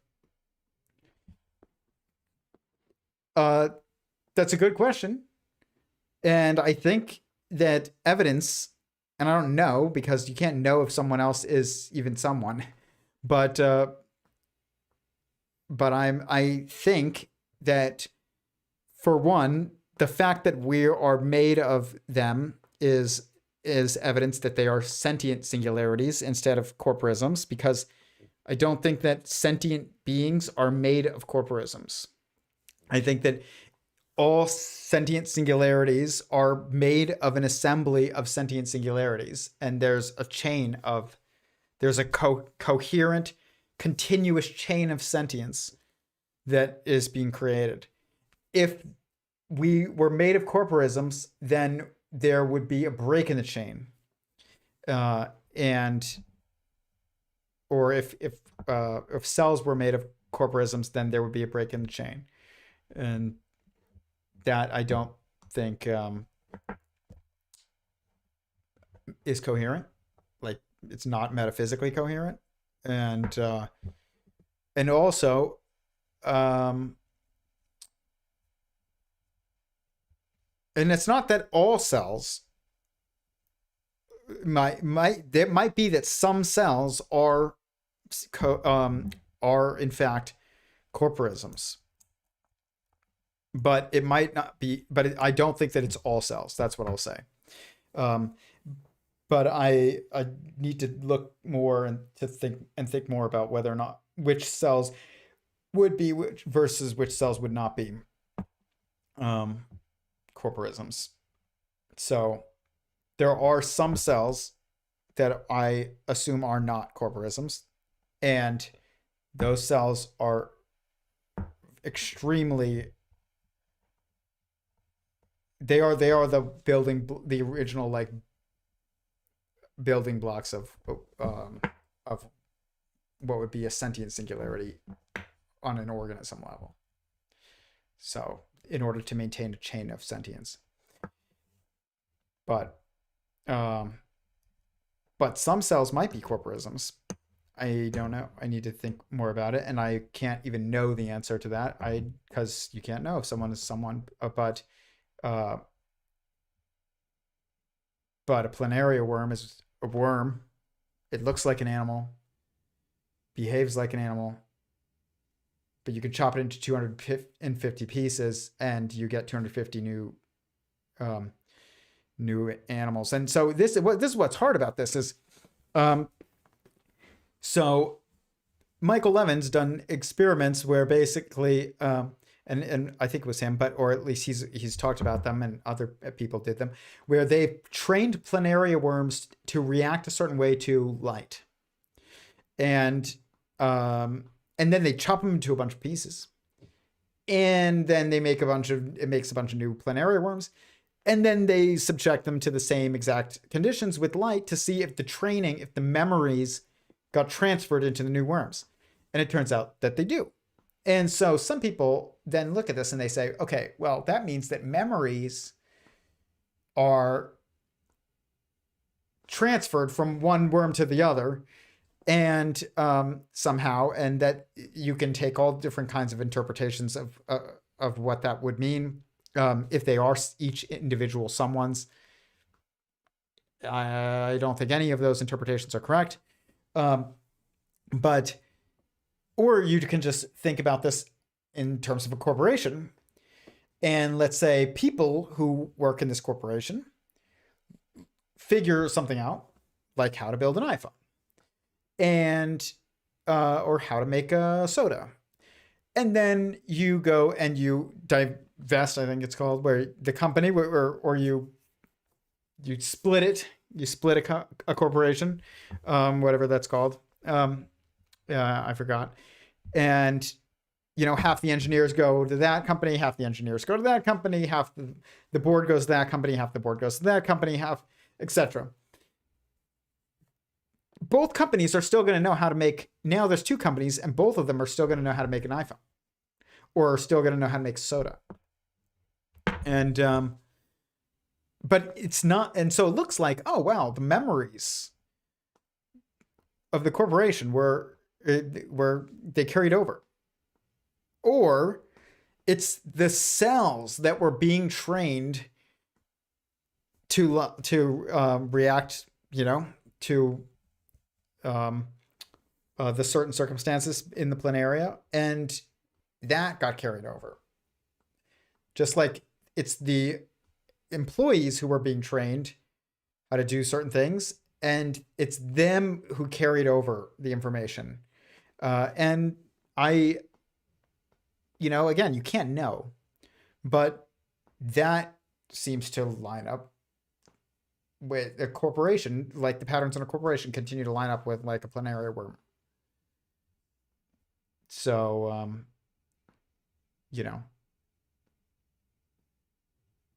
I wonder though. So you would want to look for this in a cell, actually, like in cells, and because cells are odd because they reproduce via, some of them reproduce via splitting, and so but that's different from just you cutting it in half. Like a cell splitting itself is different from you cutting it in half. But if you could cut a cell in half and it would just make 2 new cells, and I don't know if they've tried this or done this or whatever, I need to look. A question would be, does it carry, if a cell splits and makes 2 new cells like now, and you trained one of the original cell, like, does the memory of that training carry over? That's a very interesting experiment to do. I don't know if they've done it. That would give you evidence of whether or not it's a sentient singularity or not. If a cell goes through mitosis and now you have 2 cells, and only one of them reacts the way that the original one did, basically meaning like the memory is only stuck with the original one, then that implies that it's a sentient singularity, not a pseudo-singularity. That's an interesting, like, that would be an observation that I would expect to see. So that kind of thing, like, you got to look at that kind of stuff. Think about it. If a cell is sentient, then that would mean there's some kind of experience of what it's like to be one. Yes, exactly. There is an experience of what it is like to be a white blood cell. It is someone, almost certainly. I can't know for sure, but I assume. And there is an experience of what it is like to be a white blood cell. It's probably not that different from what it's like to be any kind of an organism. But it's like the experience of being a cop. Like, that's what it's like to be a white blood cell, probably. I'm not saying that it's not the case. It's just a lot more of a leap for me than, say, multicelled animals. Yeah, I mean, multicelled animals are not a leap. Like, anybody who has a dog or has had a dog, or, like, you think it's someone. Thanks, Mentala. Okay, would you consider our organs to be corporisms, or would it be a break in the chain between cells and us? Very good question. An organ is not either. It's not a corporism or a sentient singularity. It's more like it's like I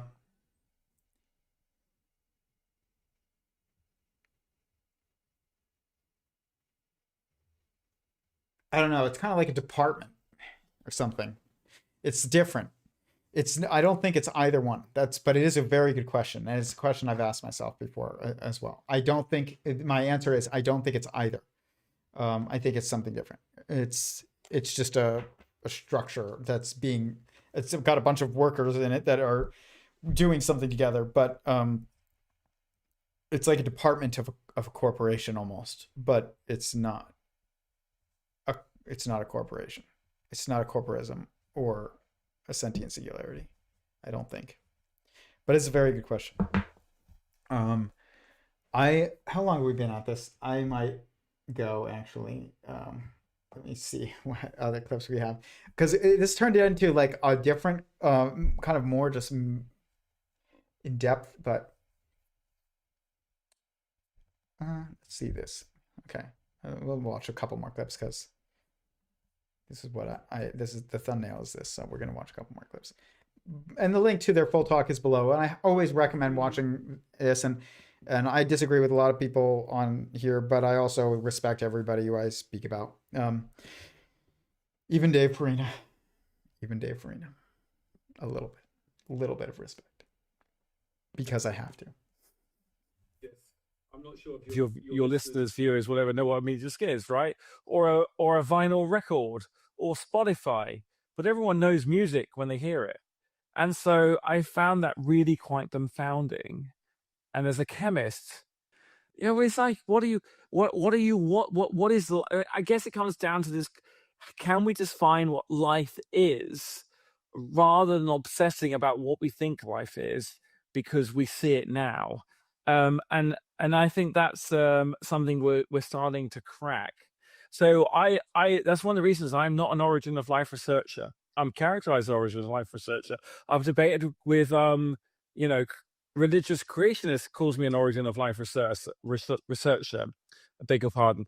I'm just a chemist who wants to know how sand turned into cells, and I believe, and it's becoming beyond a belief, because for me, belief is something I do not have proof for. I'm not, as I have a lot of religious friends I talk to, and they're like, and people I talk to are not religious. Say, how dare you debate religious people? I'm like, no. Science is here, religion is here. They do this. They never touch, but they get very close together. And that getting close together is actually quite useful. So I think that people do not understand what life is. They are they anthropomorphize too much. They put too much weight on what they know, and they don't think generally enough. And I think that is very frustrating. And then ever since I was like, as long as I can remember, I didn't care about any of the fluff. I just want to know, what is the mechanism by which sand becomes cells? You can discuss the other stuff, Byron, whatever, Halloween, Christmas, whatever cultural manifestations. What is the process that turns dead stuff into living stuff? But what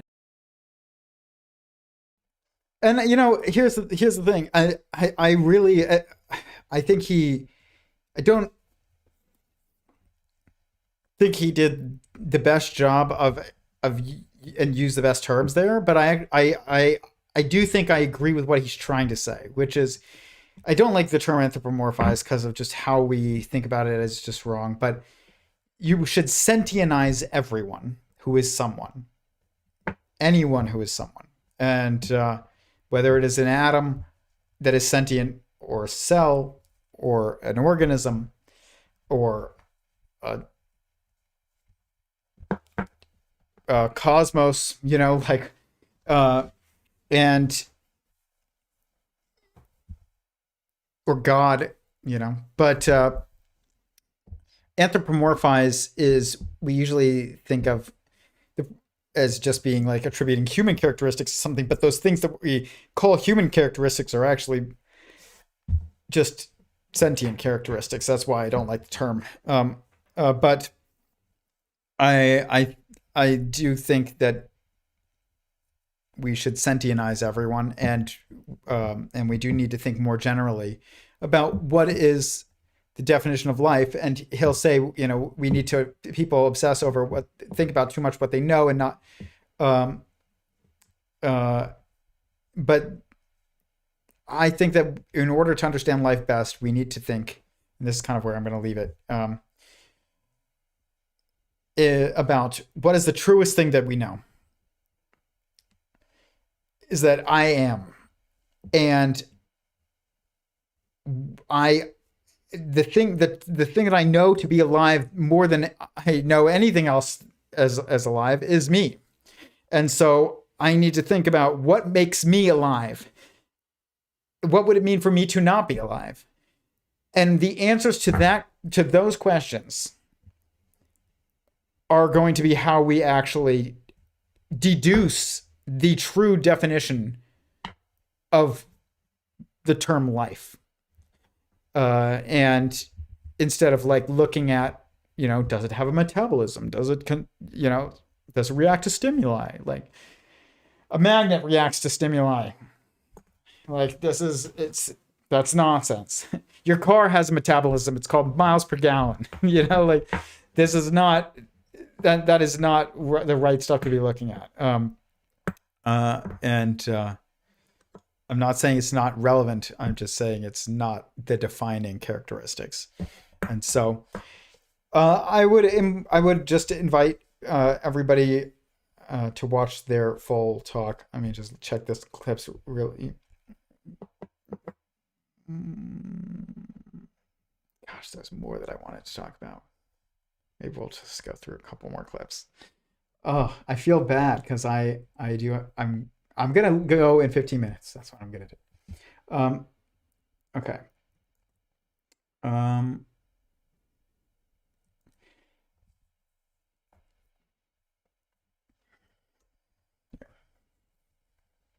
Certain ways. But coming to assembly theory is a very simple theory that makes lots of people kind of like happy because it's so obvious, and lots of other people angry because it's so obvious that it can't possibly right. And all assembly theory says at its core is to say, hey, causation is fun. By the way, I know what that's like. That's what I will say. That's very funny the way that he put it. Is like, it's so obvious that people think that it can't be right. That's such a phenomenon that is so true when you're proposing something that's something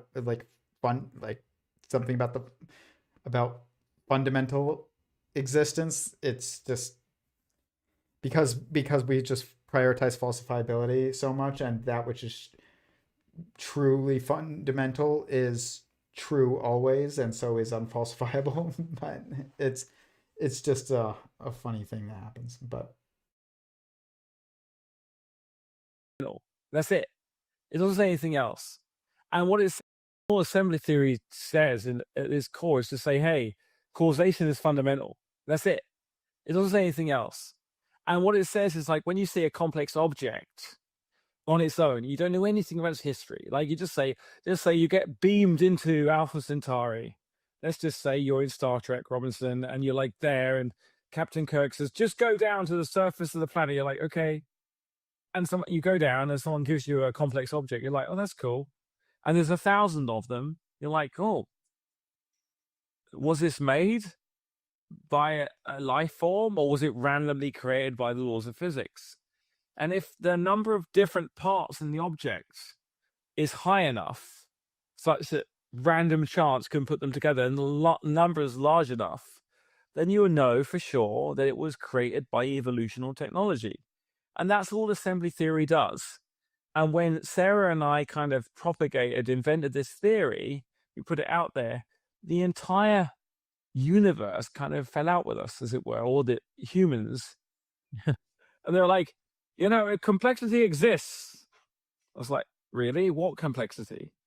And people have been misunderstanding complexity, evolution, and assembly for the last 100 years.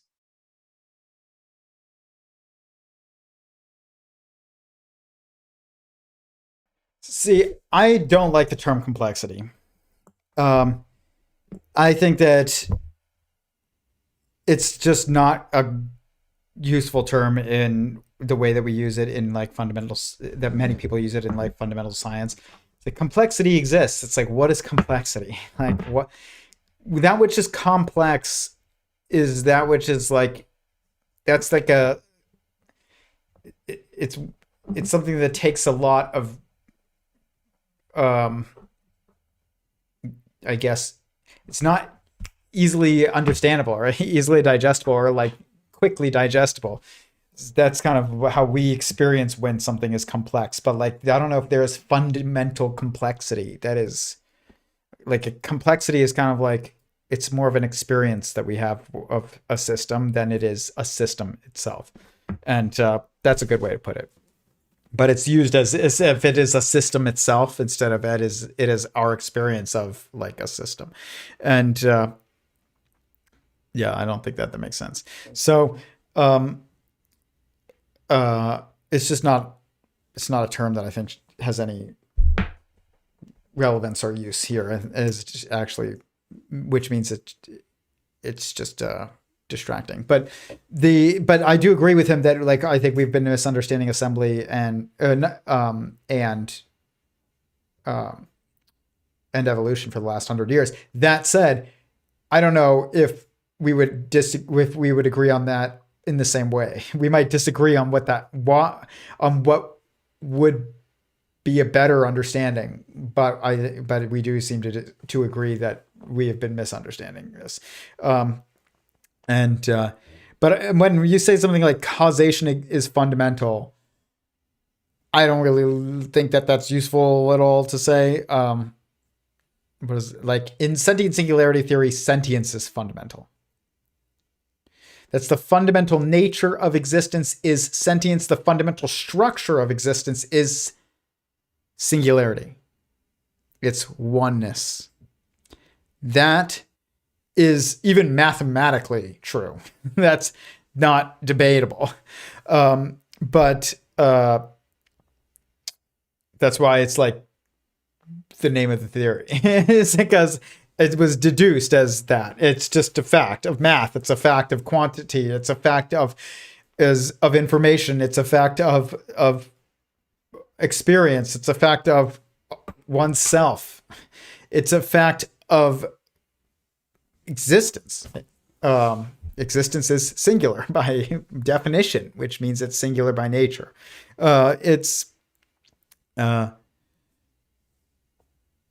So I when you say causation is fundamental, I don't know what that means. That's what I'll say.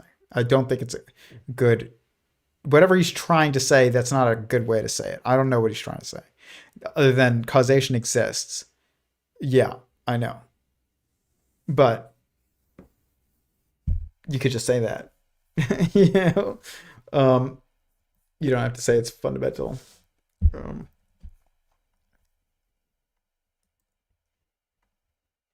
So he goes on to say this. Constitutes a step in assembly. Yeah, that's great. That is a great question. An assembly theory is something that I invented. I invented it many years ago. Running up some steps in Japan, running back, but long before I would talk to people about it, thinking about what is a step. And I thought I was maybe wrong. But a step is like, what is the minimum amount of information you can specify to connect two objects together in a way? And even then, I'm not sure that's an adequate explanation. But if I have a series of letters or numbers or things I labels, a step would be me deciding to take two of those things and combine them together in a binary fashion. So let me take the letter L and the letter E to make my name Lee. I'm going to make LE. So a step would be the combination of L and E. And then a second step would be the combination of E and LE to make Lee. And so that would be a kind of a way we look at it in terms of a step. Okay, this is something that I actually have kind of worked on myself many years ago and never thought about it like this. And in terms, it has to do with changing information in a matrix is how I thought about it. And I have examples actually. And I think that this is actually very good examples, but let's see. There's an animation of this as well that I'm going to show, but I call these modification matrices. So if we want to change a system or change information and you want to log how many steps it takes, let's look at like a 2x2 matrix here. How many steps does it take to change all zeros to ones, or all ones to zeros, or all, you could also say all reds to greens and all greens to reds? So basically we're trying to reverse this matrix. And where's an example that shows like, okay, right here. This is the same thing. It's just, so this is also my workspace, so I know there's a bunch of like stuff over here that doesn't matter. And so you're starting here, you want to get this. How do you get from this to this? How many steps is it of information, and how much information is in this change process? Start here, state, action. Next state is you change one, and you have to change one at a time. The reason why is because information is context. There's no information outside of context. Information outside of context is not information, because information is context. And so you have to maintain the context always.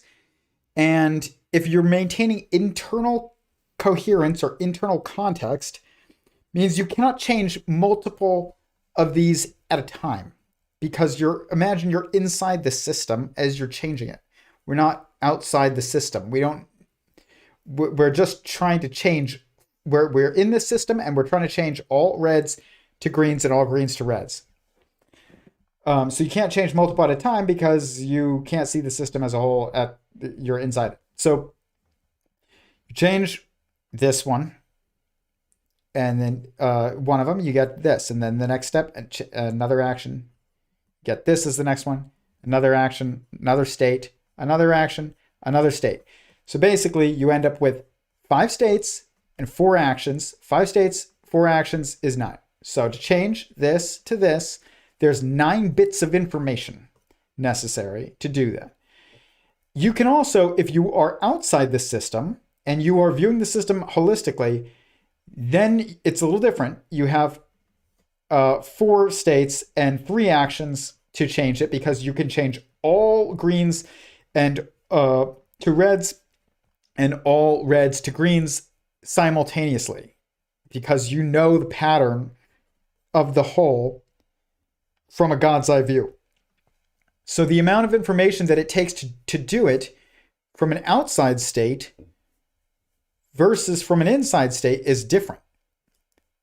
It's 4 states and 3 actions at 7 perspectives, or you could just say it's 7 bits of information. And 5 versus 5 states and 4 actions at 7 bits of information. What's interesting about this is that if I increase the size of the matrix, it does not change how much it takes, bits of information it takes to change it from a God's eye view. So if I do this is a 4x4 matrix, again, our starting state, our ending state. We're trying to change all greens to reds and all reds to greens, or all 1s to 0s, all 0s to 1s. From inside the system, to maintain internal coherence, you get, state, action, state, action, state, action, state, action, state, action, state, action, state, action, state, action, state, action, state, action, state, action, state, action, state, action, and it goes on.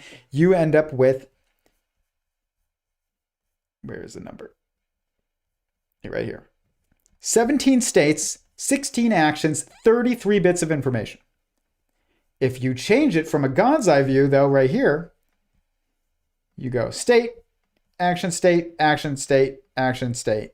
Again, 4 states, 3 actions, 7 perspectives. Always, no matter the size of the matrix, if you change it from a God's eye view or an exterior perspective, and you get the exact same amount of, it takes the exact same amount of information to do it when you're processing it as a whole. But when you're not processing it as a whole, you're processing it bit by bit internally, it increases. So if it's a 2x2 matrix, it's 9 bits of information to change it all. And if it's a 4x4 matrix, it's 33 bits of information. If it's a 3x3 matrix, it is, I think it's 19. Yeah. So 3x3 matrix, it's 19. So 2x2, it's 9. 3x3, it's 19. 4x4, it's 33. These numbers are fascinating if you understand other models that I have about information change, like right here. That you get a count of 9 and sum of 33, exterior sum of 33, and a interior sum of 19. The fact that this happens, that these quantities occur here, is not a coincidence that they're also occurring here, because both of these are actually models of how information is changed, but this one is also a model of how information is propagated or grown or is multiplied. And basically you have information being added and multiplied at the same time simultaneously, and till it gets to be self-referential essentially, and then it's complete. But this is interesting because each time you're growing the amount of information, because you're adding to the size of the matrix, and you're getting these quantities popping up, which is very fascinating for another stream. But this is basically like assembly theory. What he's talking about is like, how many steps does it take to make kind of an object? This is not exactly the same thing, but it's related to what he's been working on. This is kind of what how I have approached this. And I have a video animation on my YouTube channel that you can see where I show this in animated form. It's related. So here I go to Baby Shorts, live videos, and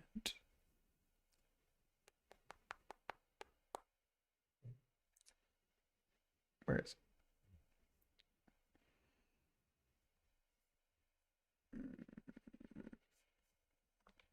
Quantum. Okay. Here.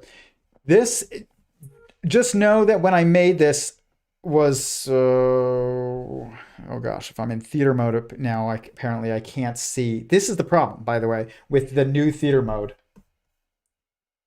I was trying to figure out what's the problem. Problem is if I scroll down, I can't see the information that I'm trying to see about this video, like you used to be able to in theater mode. It shows you all these things all these other videos that you don't want to see when you're in theater mode. I'm trying to see things about this video in theater mode. So please hit the like button. I really appreciate it. But on this video, not just this video, but this video was 4 years ago. So just know that in my like explanations in like here, I would probably change how I word it now compared to then. But in this video, I was trying to show like quantum computing versus how this is kind of relevant to quantum computing versus classical computing. But here.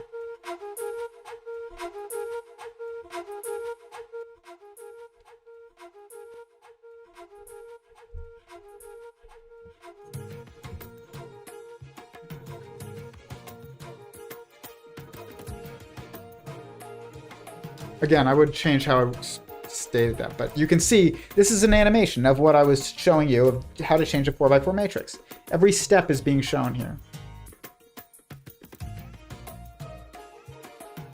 33 bits of information, 17 plus 16. Now, if we do it from a God's eye view,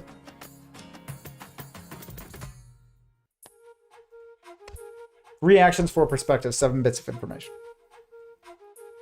I would definitely change how I describe some of this, but the animations are the same. Still the same process. And it's interesting. It's cool to like see that. If we like playback speed even like go to like 3x. Look at that. That's kind of neat.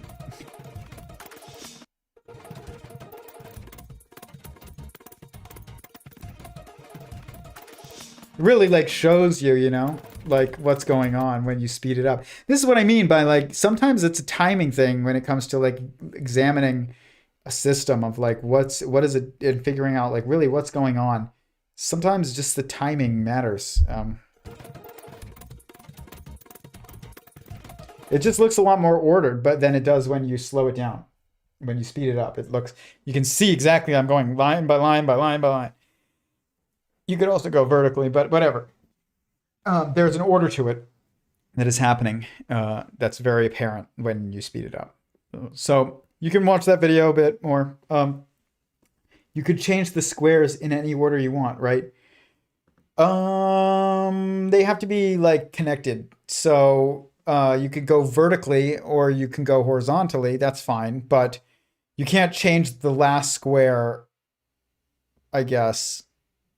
I haven't really tried. Maybe, so I don't want to say that. Maybe you could, but you do have to change one square at a time. Maybe you could change them in any order you want. I don't know, but you might have to change them connecting. So whatever you square you start at, you have to change, like, you have to go to the one next to it. You could go down one and then, but like you have to go in some type of order that allows you to hit them all. That's coherent. But potentially, I don't know. Actually, I've not tried. You could try it. Let me know what your results are. I might try it too off stream and see. But I mean, we could just try it. Let's just try it really quick. Let's do a quick matrix. So 2x2 matrix. No, we kind of would need to do 3x3. So here, let's do it. Okay, so there we're starting. Let's start here. We are, man, come on. We're starting. Okay, so 1, 2. Let's change this one, I guess. I mean, I don't know. This might screw it up. Okay, so you start there. Now we know, though, that we started on that one. And then let's go. How do we mark that? Just for my own, like, coherence. All right, there. Let's bold it. And then, again, we know that that one has been done. So now let's go here, I guess. Let's make this into a 0. Okay. This is tough to think about. It's just, is my brain wrapping around it like properly? Is the question. Like, am I doubling these? Yeah, I am. Wait, no, I'm not. Okay, so then next one would be, let's see, this one. Okay.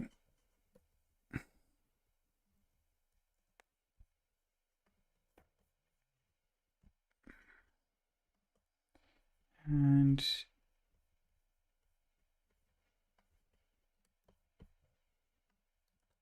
then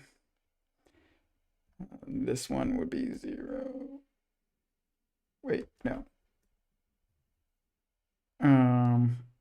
Right? It would be 0.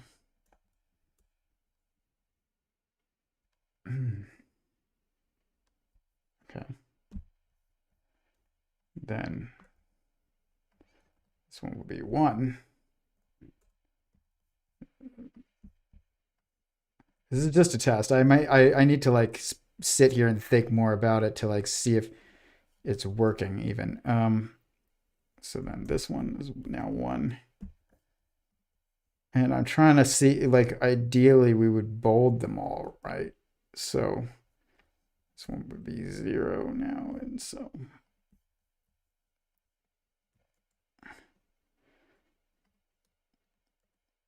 and then this one would be 1. And we bold it. And then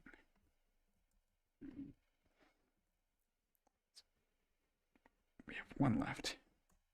Right. Oh, did I screw this up?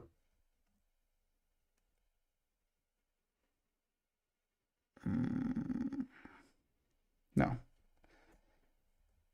Okay. Okay, we're done. And it looks, I think I doubled 1, so it looks like basically, again, yeah, here, this one's repeated. So 1, 2, 3, 4, 5, 6, 7, 8, 9. Did I repeat 2 of them?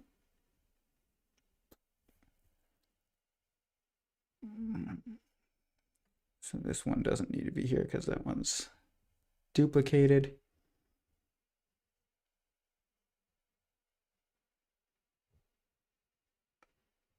Hmm.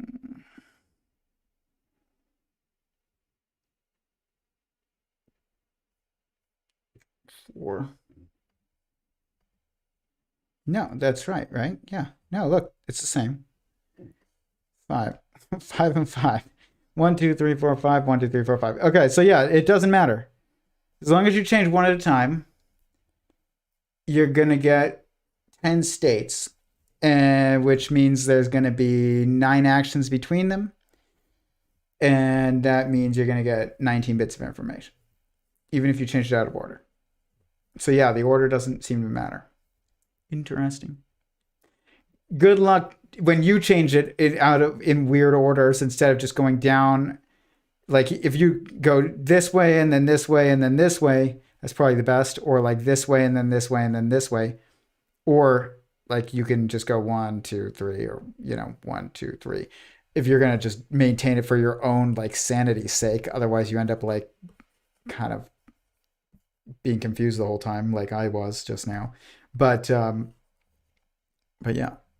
eventually it seems same. Good question. We learned something together. A million squares would be a million steps. I don't know if that's true. I don't think so. A million squares is a million steps. Not if you follow not if you do what I'm doing here, it would be different. I don't know what it would be, but it wouldn't be a million. A million. I guess it would be like a million states, but not. It would be like 1 million states plus 1 million actions plus 1, or be. When you say like a million squares, like I don't know what you mean. If you mean like 1 million by 1 million, a matrix, or I don't know if a million is a square number. So if you could make it into a square, I don't know what you're exactly what you mean by that. That wouldn't matter to the answer, but yeah.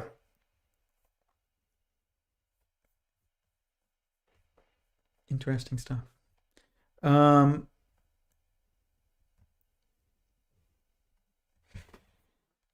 Again, goes on to talk about like what is an object, and he says an object has causal power, and like I guess I kind of understand what he means there, but I don't think that I would describe it that way. I think a being has causal power, actually, like someone has causal power.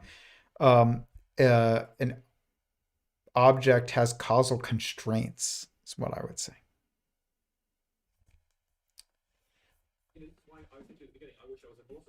Because I came up with the idea of molecules as objects. I'm like, it's like, what's an object? I don't know. I just made it up, but it seems right. But what I'm doing now is like trying to understand. It's like it is a fundamental problem. And actually Sarah is writing the philosophy of this right now. She's nailed it. She's great. But an object needs to be distinguishable, and it needs to be kind of it can be broken into parts, into atoms, and it needs to be finite. And that was just what I saw. And the more we applied it, the more it works. A chess set is a good example. A chess set is an object. It's composed of a board, of all the parts on the board. I can take them off and I can put them together and understand they're constructed. And I have a path to do that. Same way as, say, a molecule of DNA or a computer chip. So an object is a thing that can be interrogated by observation at the correct level to understand how that thing was assembled. And I think that's what my definition of an object is right now, but it needs to be much tighter than that philosophically, right? I mean, you know way better than me that getting his definitions correct is critical for the next step. 100%. If there's one thing that you could take away from my channel, that is that is like it. the definitions are critical, and I don't think that saying molecules are objects. I'm not saying it's wrong. It's not wrong. It's just like I don't know how that doesn't tell me anything. But yeah, I would agree. Getting these definitions correct is critical, and it just is. A definition is an object in a way. Like when he's talking about it having causal power, it's really that it has causal constraints, and it's like constraints are also like part of degrees of freedom as well. Like there's no hallway without walls. There's no path to walk down without like edges of the path. So constraints provide us with degrees of freedom, or they outline the degrees of freedom that we have.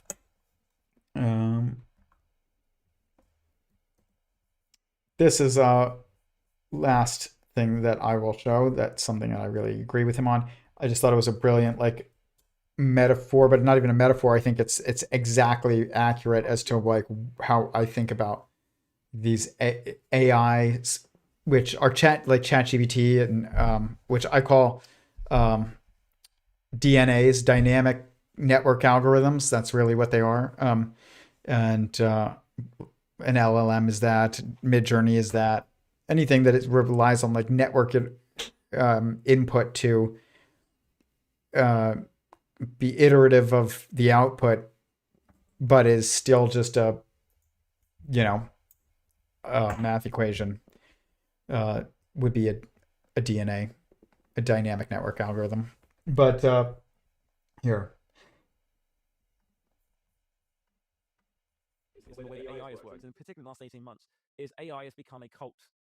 And I'm just like, and it's become a cult not because of anything dramatic. It's become a commercial cult in the same way that, I don't know, Tamagotchis became a cult. I love Tamagotchis. I love them. I would like to hatch them and keep them alive and so on. And I know it's like a little digital device and it's not real. But what's happened is the AI gurus have basically said, no, Tamagotchis are real. And so I feel like I'm living in some kind of AI delusion adjacent to the fact I'm using AI in my science, right? Which is great. AI is very important for science. There's nothing wrong with it. And so we could probably discuss that because I'm really feeling very confused by the propagation of bullshit in the AI sphere. And I don't know, I mean, I've listened to some of your stuff where you had really great conversations with Reid Hoffman and Tyler Cohen, both of which I love a lot. They're great humans, firstly. So they're not wanting to bullshit the world, and they have interesting questions. And there's a few others out there where we're just like, what is AI? And there's people just making stuff up. Well, when you describe it as a cult, I'm wondering then if you're saying both. What he's talking about is he's saying that there's no agency to it, and he goes on to talk about it, and you can watch it below. I totally agree with him, and I think that again, this will link back to what he said earlier. These definitions are very important. Definitions are very, very important. You can't just change a definition to whatever you want at any point. And it's not about what it appears to be. It is about what it is. That's what a definition is. And so now we have AI agents. They're literally called AI agents. But agents, that changes the definition of the term agency. And now it doesn't mean what it used to mean. And now we don't even have a word that we can use to define what our agency is. And so it's really, really a bad thing that's happening right now. And it is a commercial cult. It's interesting because like AI agents or AI agent, like ChatGPT agent, is a product. It is a product that is it has a marketing term associated with it now, which is ChatGPT agent or whatever it is. And that's what it's not a definition of what's going on with what this more complex dynamic network algorithm that is now being linked with other complex dynamic network algorithms, which is like it's a multimodal model basically of dynamic network algorithms stacked on top of each other. So you've got Midjourney and you've got ChatGPT, and you prompt ChatGPT to then reach out to journey and kick off some other prompt, and basically it's just like doing more complex tasks for you, or it's automating some more complex tasks, but it's still just the same level of agency that a Tamagotchi has. And but because we call it ChatGPT Agent and it's a product name, it's now we call AI agents as like a thing that it exists, and it's changed the definition. It's really worrying. And I agree with Lee Cronin very much so on this, and it is a commercial cult, I guess you could say, but it's just it's that we're in this weird zone of where our definitions are evaporating. It's like when people say super intelligence, like what the heck is a super intelligence? Like he gets into this too. When people say, well, when super intelligence occurs, it's like, what does that even mean? AI do. And it turns out it's bullshit. And the same way that Nick Bostrom is spouting bullshit. And I'm calling these guys out because they are not merely raising the alarm. They are literally creating alarmist bullshit. And I don't like that, because as thinkers, we have to be held accountable by what we say. So, Nick Frost on one hand will say they're super intelligence. So like, okay, define super intelligence. Can it think in a different dimension to me? Oh no, it's faster. Well, that's not super intelligence. That's just a fast intelligence, right? It's not on a different level. Same way to Eliza. Say, okay, why are we going to die? Oh, the AI will do this, blah, blah, blah. But there's Agreed. Like that, but the problem is that, and I think Nick Bostrom and these people, they don't know what intelligence means, because they haven't thought through the definition from a firsthand perspective enough. They're looking at what these LLMs are doing. They're assuming it's intelligence because what they're doing is they're looking at other artificial examples of the same exact processes going on that we're doing though in college and in school, when people write essays about a topic that they read in a history book, not that they experienced in their life. And you can do that. And guess what? You're just running a program. You are not a program, but you also have programs that you can run, but you are not a program. And you are not an LLM, but you have an LLM that is built into you. And we use it in school. And so I think that school has really screwed us, because we think that it's intelligent to write an essay about like the 1700s. And it's like, you are just, you just have this recipe and this equation of how to write, of how to take this input that you've been given and then how to spit it out in a specific format, as if that is some kind of indication of intelligence. And it's not. It's not. And it's a divorced experience from all of this. And it's because science has kind of divorced itself from a lot of, I guess, of the centralization of experience. And it's really has caused problems. I don't even know if calling out Nick Bostrom matters, because I don't think Nick Bostrom realizes that he's confused. I think that most of these people have no idea what it means to be intelligent. And I think that there's a very specific definition of intelligence. And I would say that at least intelligence is I would say it's the ability to solve a problem, and also have the will to solve it. Like it requires will as well. It's built on top of it. And so it's like the changing of information in a system. It's like you can only change one bit at a time, because you need the rest of the bits there to provide the context necessary for the next bit of information change. That means that like these definitions are, these words are built on each other. You can't just change one of them. It's like CRISPR in DNA. Like you can't just change one bit of code in DNA. Like it will have cascading effects and probably cascading decoherence because it is all connected and it's all built on top of each other. Information is context. You can't just break the context, and that's what we're doing. Because the context is being changed from a natural descriptive context to an artificial commercial context when it comes to AI particularly, and that is changing the definitions of intelligence to fit within this like commercial artificial context. And it also came from school, which is an artificial context as well. Like all the things that we learn about in school really do not come from school. And that's important to just remember. It's really, school broke our collective context of a lot of things. We took people out of the real world to try and teach them about the real world. It doesn't make any sense. It just makes sense when you realize like people needed to go to work, so you needed a place to put your kids. But anyways, please hit the like button. Watch the full interview with Lee Cronin below if you are interested. Again, always appreciate these people who are willing to put their thoughts out and in these, who are sharing their work as they're going about it.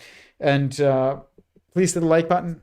Please subscribe, hit the bell notification, comment any questions you have down below. If you commented in the chat tonight, I really appreciate it always. Everybody who shows up to the chat, you are the motivator of what gets me to come back every week. I was exhausted tonight. I really didn't want to do a live stream. I told my wife I just wanted to like curl up on the couch and watch Pluribus. Very good show so far. Watch it. I'm not done. And we're going to talk about it after I'm done because there's a lot of implications about like meaning and assembly and what is a singularity, what is an assembly. It's a wild show. And we're going to do an entire episode about it. But I wanted to just curl up and watch that because it's freezing here and I'm exhausted. But because people show up in the chat and every time I start seeing people message and I get to interact with you guys, it reinvigorates me, and then I end up streaming twice as long as I had planned. So thank you, and I will see you guys next week. Peace.